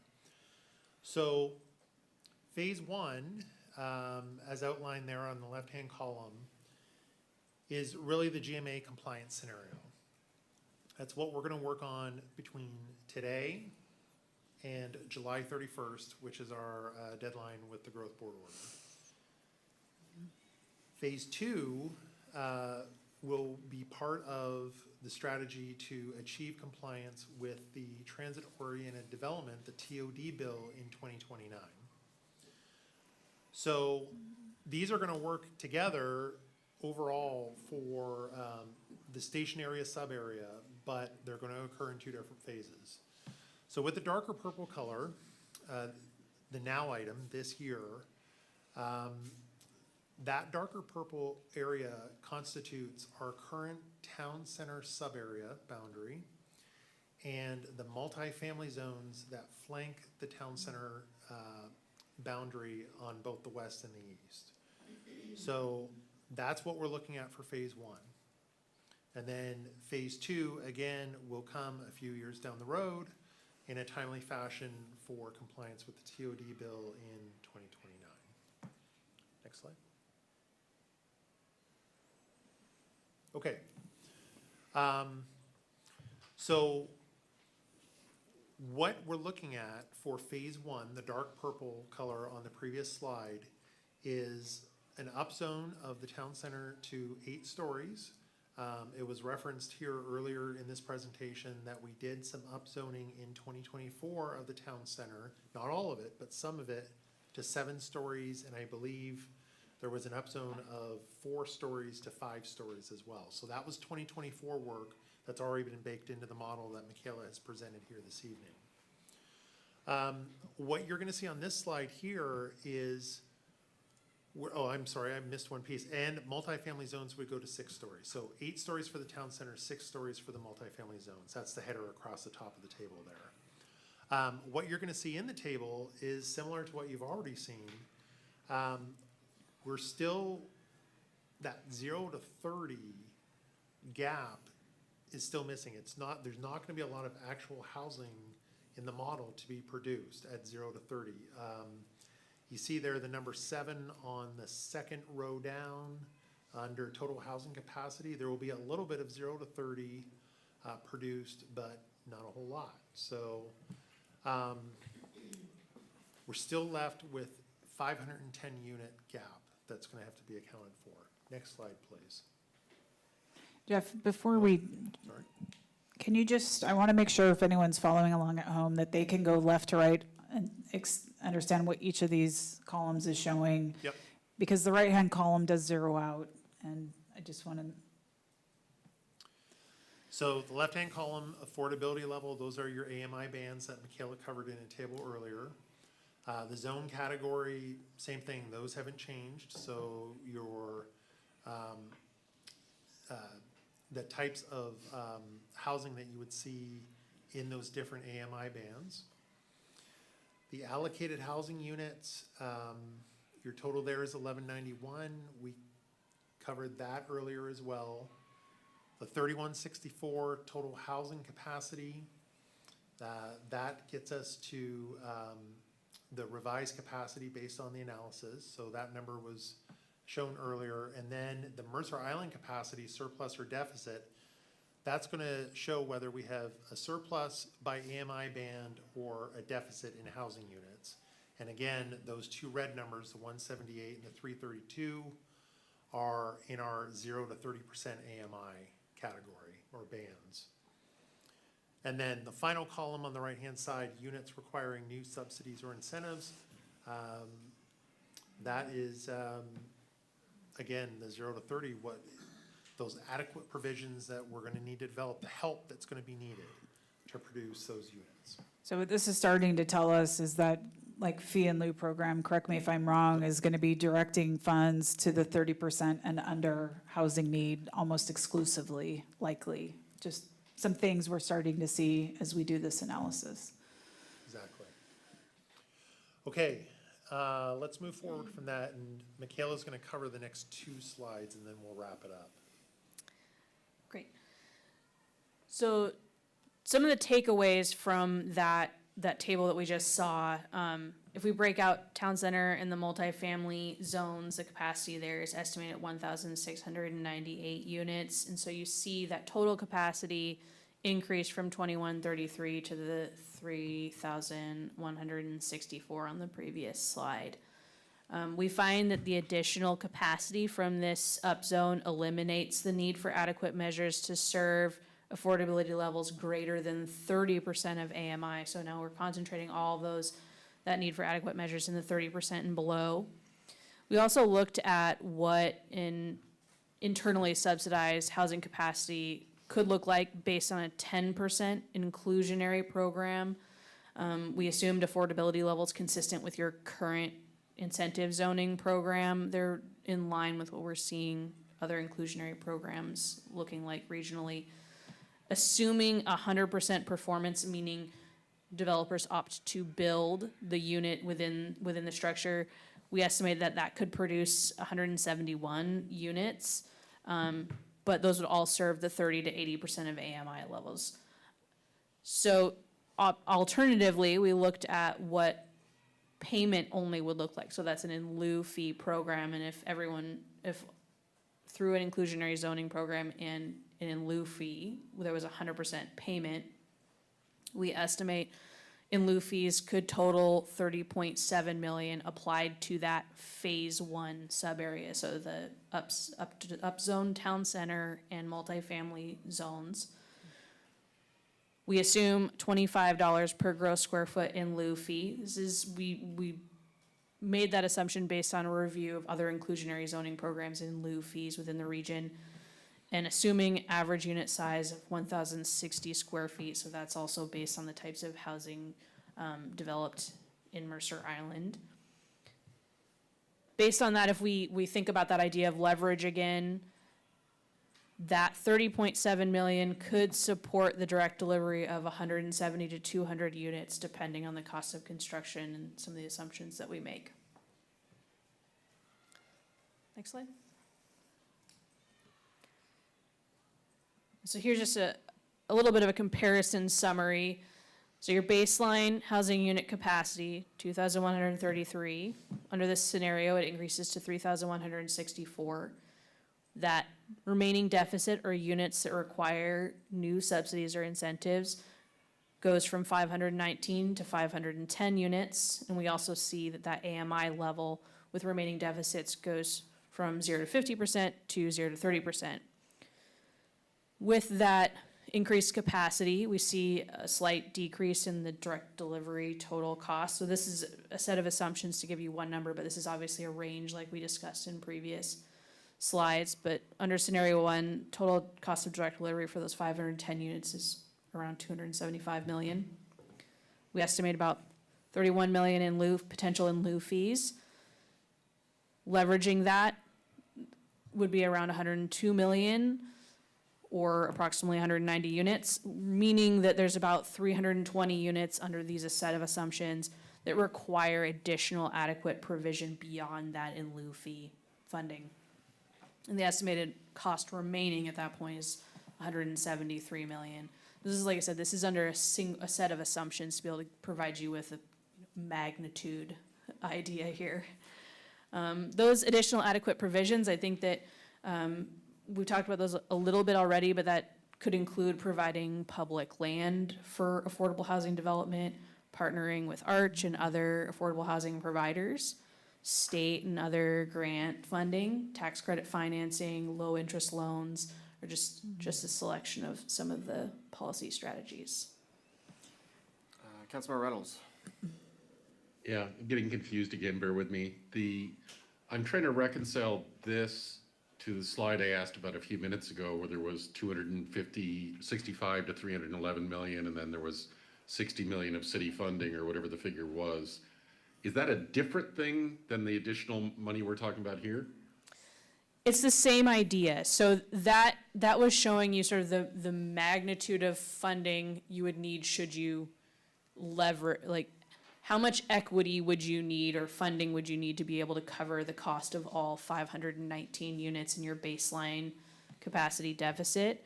Here is the same idea, but we start with that 30.7 million in lieu fees and ask the question, how many units could you potentially build with 30.7 million, and how much funding do you think, how much could you approximately leverage out of that? And we only get the 30 million if we no longer require the affordable unit, the inclusionary units, is that correct?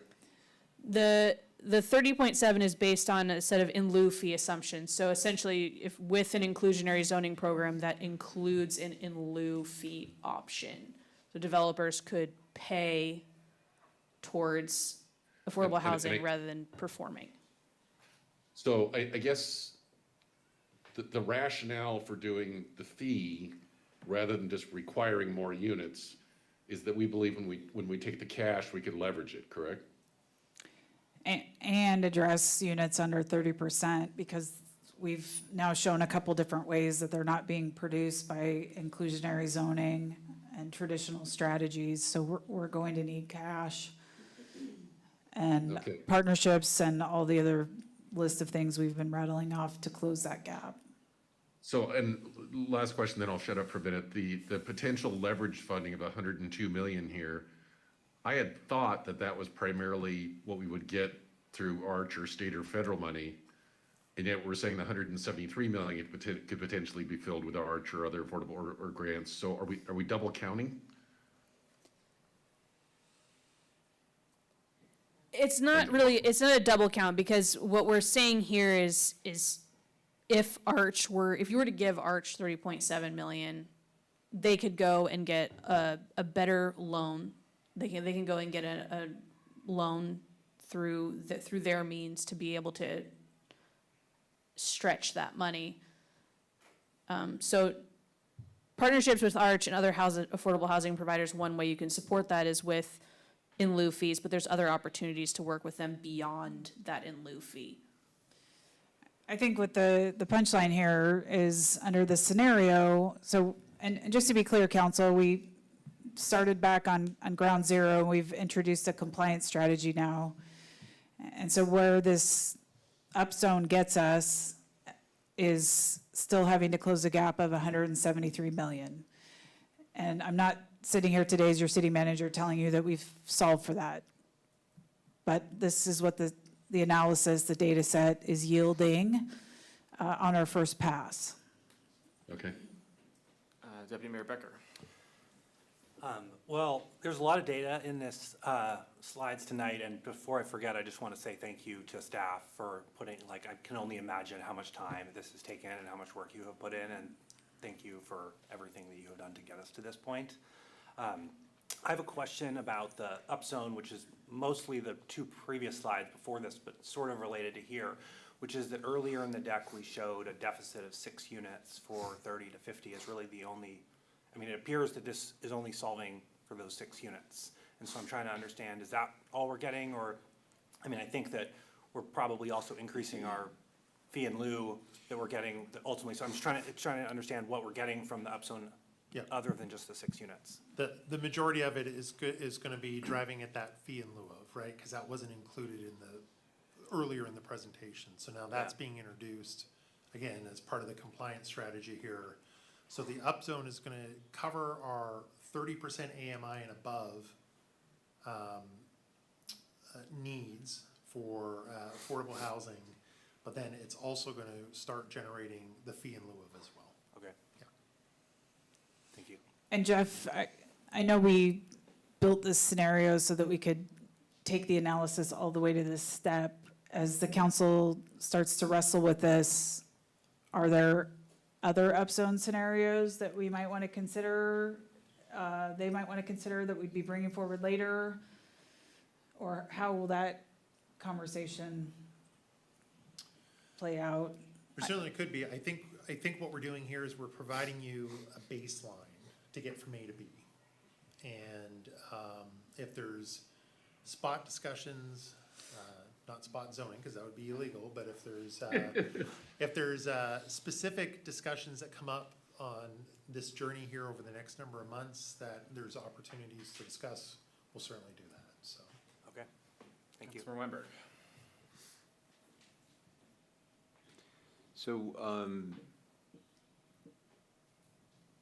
the 30 million that is projected to potentially be collected on the fee in lieu, leveraged to 100, adding 102 to that, I presume, when you say leverage, that we'd be able to get 102 more approximately. I presume the money that is raised by that, we're saying we would turn around and build 0 to 30 AMI units on the island, and presumably those units would also be built in this town center area. Am I assuming correctly that you subtracted that out of the units that would be generating fee in lieu in the first place? Because 190 units is a pretty large area. It's a block, at least. And I presume that would therefore be land that we'd be purchasing and building the 0 to 30 AMI units on. So I presume that block was subtracted out when you were calculating the 30 million? Do you understand the question? Yeah, I do. We did not. So this is, I mean, these are very broad assumptions that we're making here, right? So we could go more in depth with the analysis to really understand the interaction between the direct delivery of affordable housing and the potential for in lieu fees. But what we've done here is basically say, what's the maximum potential in lieu fees that you could get? Yep. And how many units would that look like, agnostic of where they might go? Okay, thank you. Second question, if I may. I remember on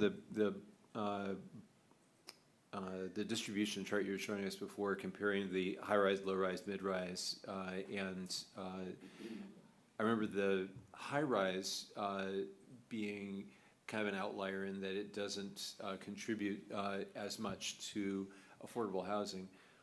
One thing that comes to mind is that it does create higher cost units, which if fee and lieu were applied to something that is a high-rise area, that we would get more yield from the fee and lieu of such an area, such that if we had a block or two that was high-rise in the town center area, I'm wondering whether that would significantly alter the calculus of the amount of fee and lieu, or would it still kind of be a rounding error in terms of our overall ability to raise fee and lieu money? I think one of the things that we could probably come back with, Jeff, tell me if you agree with this, is once you get to a certain height, you've got to go up even more to make it pencil out because the construction costs rise so much. And I think before we can really have that discussion, I think we need to understand where that sweet spot is. Like, what height would we need to go to make that high-rise construction feasible on Mercer Island? And I think we have the right consultants to help us answer that question, but we're probably not prepared to do it tonight. But what you just mentioned is what we've been talking about behind the scenes, is while high-rise isn't directly delivering affordable housing, there is a potential that it could deliver a significant amount of fee and lieu to close the other gap. Thanks. Yeah. Do you want, we can talk about that a little bit. Yeah, go ahead. Councilmember Weinberg, I think, you know, from what we've looked at so far, and we've talked with our building official about construction materials and generally speaking about costs, we'd probably be looking at going to a height that would put us, in terms of number of stories, into the teens, perhaps. And, you know, up from there, it's your 9 to 12 or 13 is a little bit perhaps of a dead zone in terms of feasibility. So you end up going from 7, 8, and then you make that jump.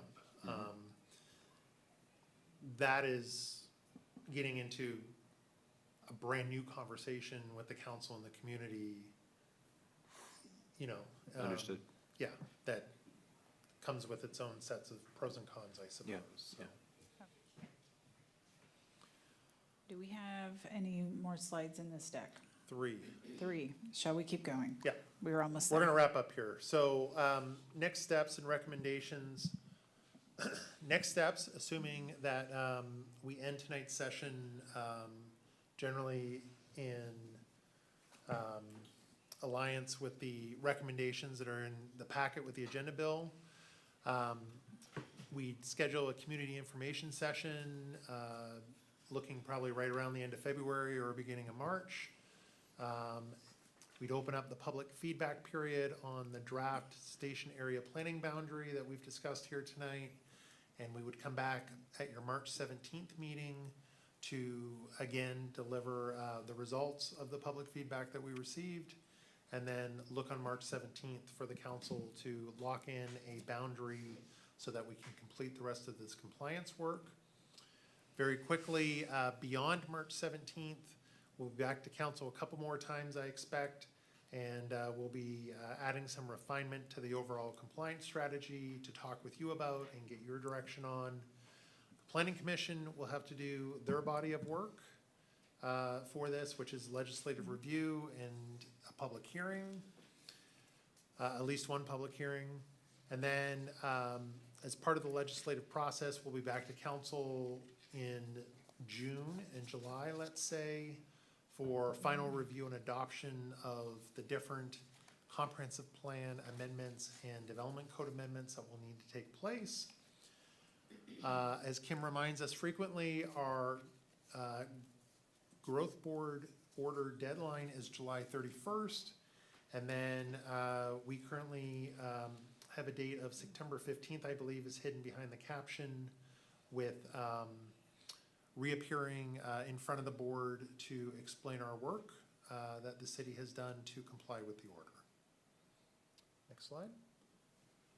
Which is simply the recommendations that are included at the end of your agenda bill in your packet. So recommendation number one, I'm not gonna read the whole thing, but it's to essentially pursue scenario one, as we've discussed here this evening, where the upzones in the town center and multifamily zones would result in capacity increases. And then implementation of the TOD would be pursued in a timely fashion for 2029 at a later date. Recommendation number two is to get moving with the public feedback period and come back to you on March 17th to report out. With that, Mayor, turn it over to you. Okay, so council, there's a couple of motions before us. Is there a motion to direct staff to pursue compliance with the GMHB order under scenario one as described within the agenda bill, whereby upzones and resulting development capacity increases will be limited at this time to the existing town center and adjacent multifamily zones? Implementation of the TOD bill will be pursued as a second phase of work. So moved. Second. It's moved by Councilmember Reynolds and seconded by Deputy Mayor Becker. Is there any discussion? Please call the roll. Thank you, Mayor. Councilmember Weicker, Aye. Deputy Mayor Becker, Aye. Councilmember Shea, Aye. Councilmember Anderall, Aye. Councilmember Reynolds, Aye. Councilmember Weinberg, Aye. and Mayor Rosenbaum. Aye. Thank you. Motion passes. Next, is there a motion to direct staff to open a public feedback period through March 13th, 2026 on the preliminary station boundary map, preliminary station area boundary map, and provide the results to the city council at the March 17th, 2026 city council meeting? So moved. Second. It's moved by Councilmember Reynolds and seconded by Deputy Mayor Becker. Any discussion? Please call the roll. Councilmember Shea, Aye. Mayor Rosenbaum, Aye. Councilmember Weicker, Aye. Councilmember Anderall, Aye. Deputy Mayor Becker, Aye. Councilmember Reynolds, Aye. and Councilmember Weinberg. Aye. Thank you. All right, thank you. The motion passes. Our next item of business is AB 6866, GMA Compliance Public Engagement Plan. I'm actually going to take this on, Mr. Okay. Mayor. Sounds good. Given the hour and the very dense material we just went through, I'm going to skip over a PowerPoint and just mention that when we were in front of you at the January 16th planning session, you directed us to come back and prepare a public engagement plan. At the time, we were actually talking about, as staff, accelerating compliance with the TOD bill. As Jeff just covered, we have actually broken this work out into two phases. And so what's in front of you in AB 6866 is a document that just gives you an outline of all of the steps we will take related to community engagement for GMA compliance. Let's call this phase one of this work. Know that in the next phase of work, which will span probably about 3 years, there will be a whole different public engagement plan that we'd be happy to prepare and bring to you when we get to that step. But meanwhile, it's here and summarized for you. Our immediate next step, as Jeff just mentioned, is holding a public information session so that the community can hopefully better understand this body of work that we've been wrestling with. So with that, Mr. Mayor, I assume everyone has kind of read the outline. We're happy to answer any questions you might have about the steps. Just noting that this will be in front of you at least once a month, if not more often, as we get towards July. And the Planning Commission will also be holding a number of meetings and hearings on the material as well. All right, council, is there a motion to approve the GMA Compliance Public Engagement Plan? So moved. Second. Moved by Councilmember Anderall, seconded by Deputy Mayor Becker. Councilmember Reynolds. Yeah, I'd just like to give the city manager a chance to comment on strategy for engaging the community on this. And it strikes me, these are hugely important decisions and hugely impactful ones we're making. In my experience with past public outreach, there's not always a significant number of people that show up. So how do you plan to get people to come and learn about this? And it's also And this is dense technical stuff where we spent hours and hours talking about it. I'm challenged to see how you can come up with a presentation that will help the community, much of whom will be new to this, to understand it. So can you just talk a little bit about that? Yeah, me too. No, that was very flip.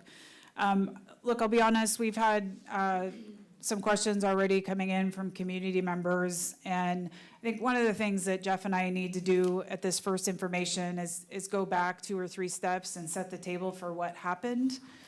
You all have been through it now several times. You know what happened. That's where we need to start. This very technical deck we just went through tonight, I don't intend to be covering all of that. We will streamline it and simplify it. As I've shared with some of you offline, I think it's really important that the community engage with you here. The information sessions are intended to hopefully be as plain language as we can get them. Property owners that are impacted by the upzones in Town Center would likely come. We're happy to have Q&A, but the policy making will happen at these meetings. And so that is where we will be encouraging participation as well.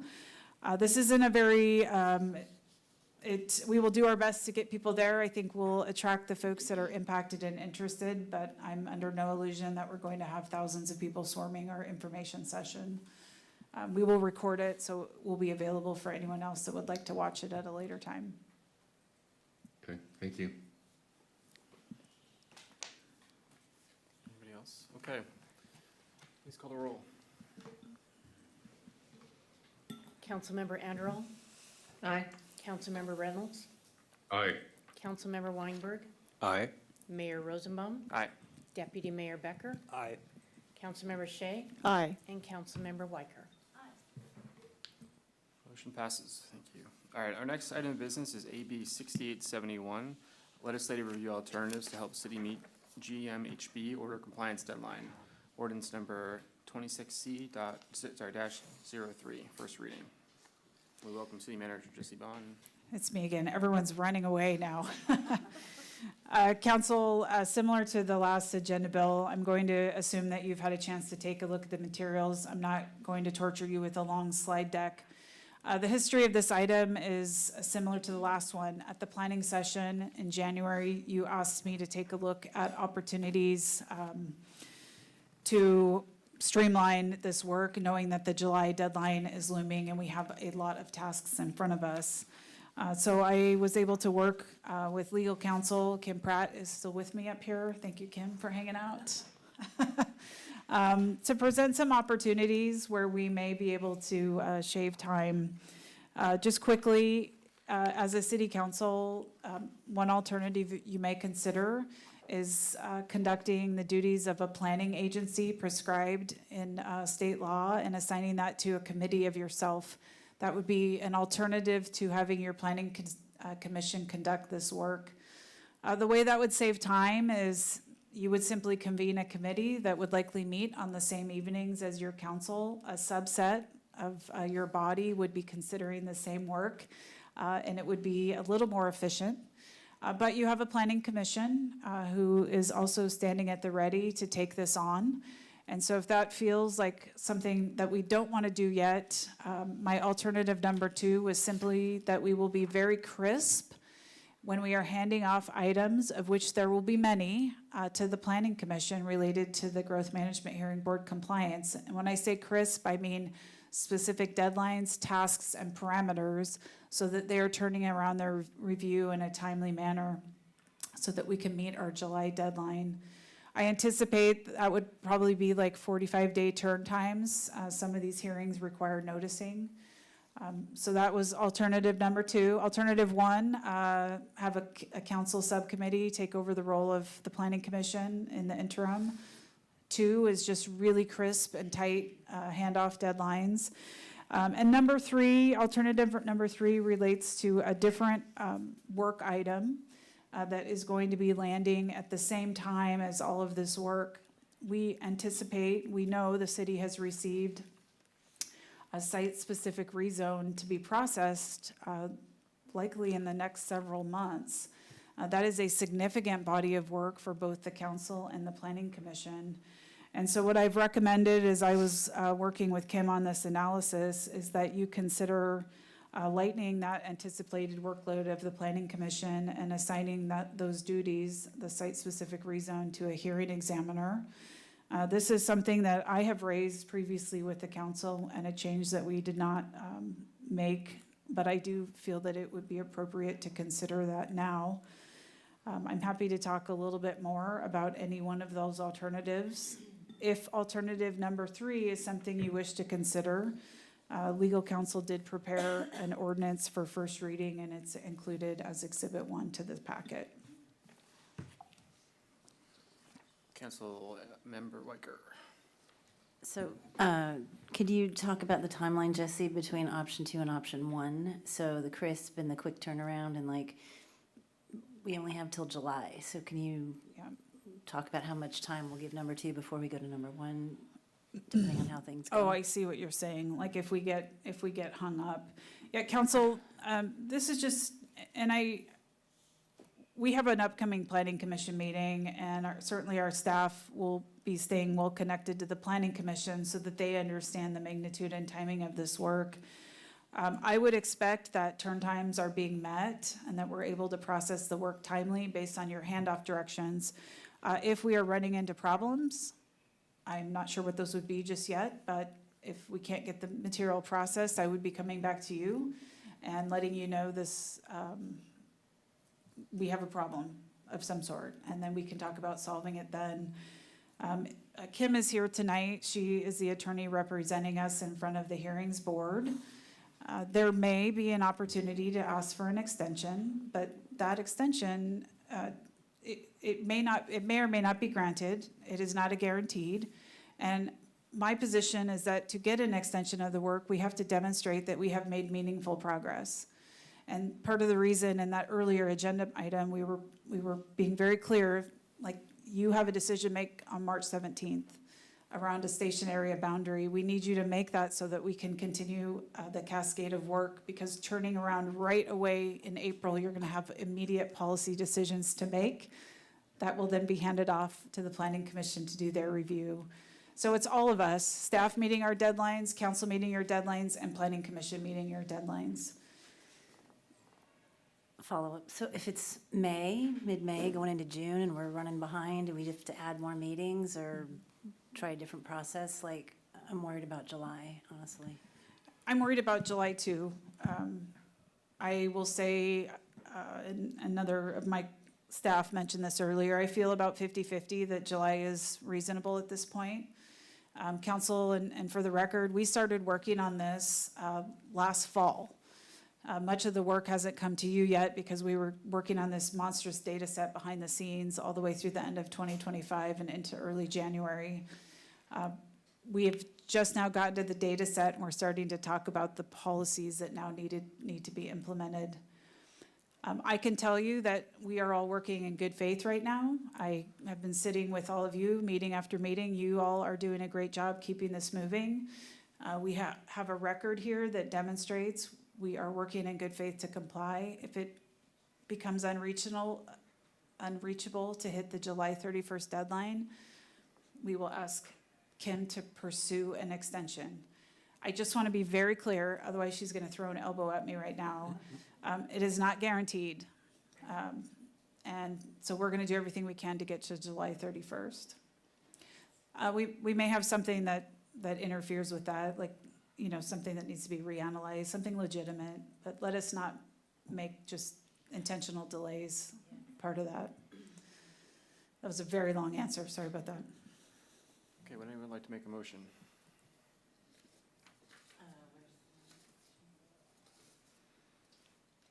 I gave I should have prepared a slide for this, I'm No, sorry. You I got it. have a motion for each of the alternatives. So I move that we direct the city manager to develop a clear handoff instructions and legislative review deadlines to be included in the comprehensive plan legislative review transmittal memo to the Planning Commission.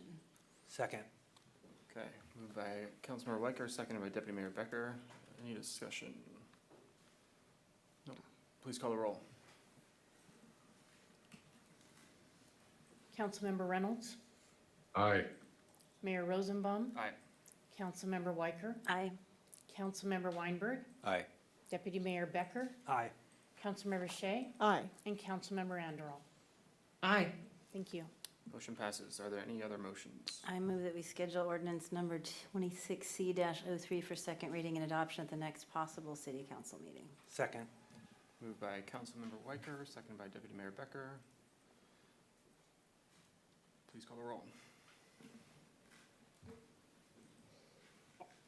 Deputy Mayor Becker, Aye. Mayor Rosenbaum, Aye. Councilmember Reynolds, He's on mute. Councilmember Reynolds, Aye. thank you. Councilmember Shea, Aye. Councilmember Anderl, Aye. Councilmember Weicker, and Councilmember Weinberg. Aye. Thank you.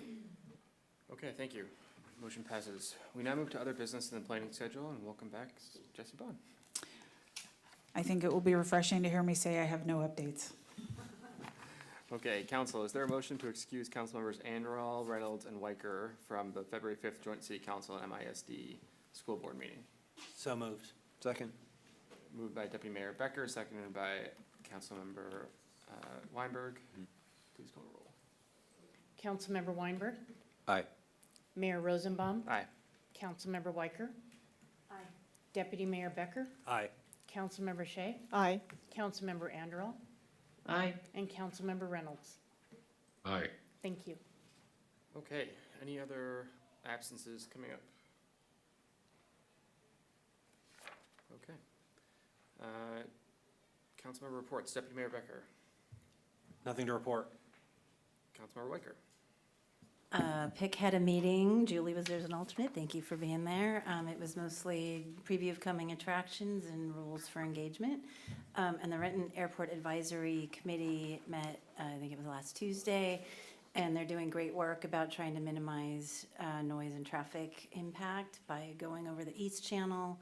Unless they can't see, there's an IVR technology for pilots that they have to, whatever their operations are, it's keeping them safe and it's keeping the area safe. And finally, there might sometimes be noise in the middle of the night because they're doing emergency operations for people who need life support. So those two events were very interesting. Okay, Councilmember Weinberg. So the East Side Transportation Partnership held its monthly meeting last Friday. Metro announced the deployment of several new electric buses as well as its new pay-by-credit card option just in time for the World Cup this summer. Sound Transit announced that it would be running simulated service on the 2 line all the way from Redmond to Linwood, including the Cross Lake segment, running every 8 minutes without picking up passengers yet, but just making sure that it deals with all of the traffic. They also announced their plans to break ground on the 3 line going to Kenmore and Bothell later this year. Robin Koski from she's the Director of Government Relations for the Puget Sound Regional Council, gave us a rundown of the transportation-related legislative bills, including continued funding for bridge maintenance and new ferries. And the ETP meeting wrapped up with WashDOT's climate operations lead, Chelsea Buchanan, who walked us through her 2-year plan to pull together a statewide transportation resilience improvement plan.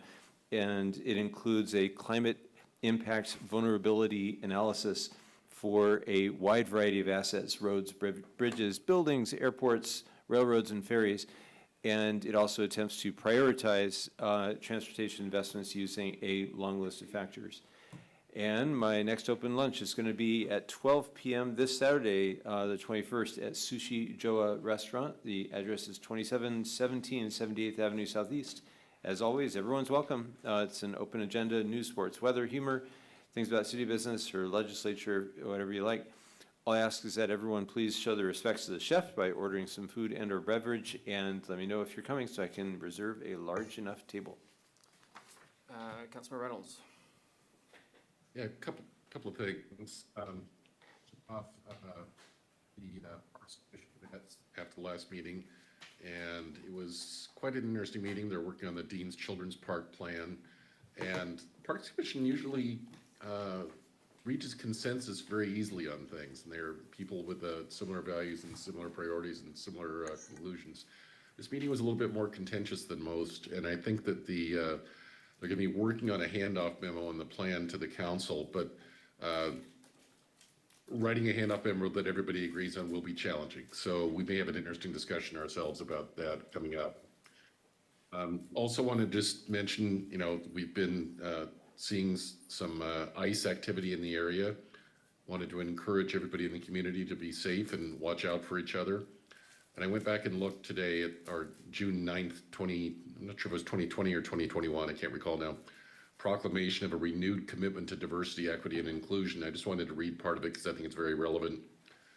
It proclaimed our continuing commitment to be an inclusive community that rejects stigma and bias against individuals because of race, ethnicity, place of origin, physical ability, socioeconomic status, gender identity, sexual orientation, age, or religion. And we urge all members and residents of our community to treat each other with respect and work together to overcome all expressions of hate and bigotry. I think that statement is as relevant today as it's ever been, and I commend the prior council for having the wisdom to include place of origin on that list. It seems relevant now more than ever. So everybody, please be safe out there. Councilmember Anderall. Yeah, the Open Space Conservancy Trust, which I'm newly back as a trustee, met 5 days ago on the 12th, and council can look forward to an annual report at one of the upcoming council meetings. They've done a lot of tremendous work, and I'm really proud of the way the Parks Levy funds have been being used for restoration and maintenance. So you'll get the full report from the staff on that, but it was a great meeting, and it was great to be back on that commission. Thank you. Councilmember O'Shea. Thank you. So happy Lunar New Year of the Fire Horse. Wishing everyone a prosperous, joyful, healthy, and safe New Year. And Lunar New Year actually starts today. And the Year of the Fire Horse promises to bring action, progress, and change. So brace yourself. So also, Ramadan Mubarak. I would like to wish our Muslim community a blessed Ramadan, and may this holy month bring you peace, happiness, and countless blessings. And we had the MIYFS Foundation breakfast last Wednesday with nearly 500 community members coming to support. And I was a table captain for the 3rd year in a row, and this time as a council member, and just so grateful to our community for supporting YFS, which helps so many people in our community, including students, seniors, our neighbors in need of mental health services, food, and rent assistance. And the next day, I had a tour of our city-run thrift shop, which also helps to fund MIYFS. I met with city staff and volunteers who run the thrift shop so effectively and with such care. And many thanks to our community members for their generous donations. And on February 5th, we had our school board and city council linkage session. We talked about legislative priorities, including the E-Moto House bill, and we brainstormed ways that our city and schools could work more closely together. So there was an election on February 10th for the school levy renewal, which passed currently at 74% yes votes with nearly 39% voter turnout. And as far as community engagement, this Saturday, February 21st, our 3 legislators will be holding a town hall at our community center from 11 to noon. So welcome the community to come out and meet them and share with them what matters to you. And I have my community coffee coming up next Wednesday, the 25th at ASA from 11 to 12:30. Hope to see you there. Thank you. Okay, thank you. The next regularly scheduled hybrid city council meeting will be on Tuesday, March 3rd, beginning at 5 p.m. The time is now 8:04 p.m. As a reminder to the council, please stay seated until the city staff has terminated the broadcast. Good evening, and thank you all for joining us.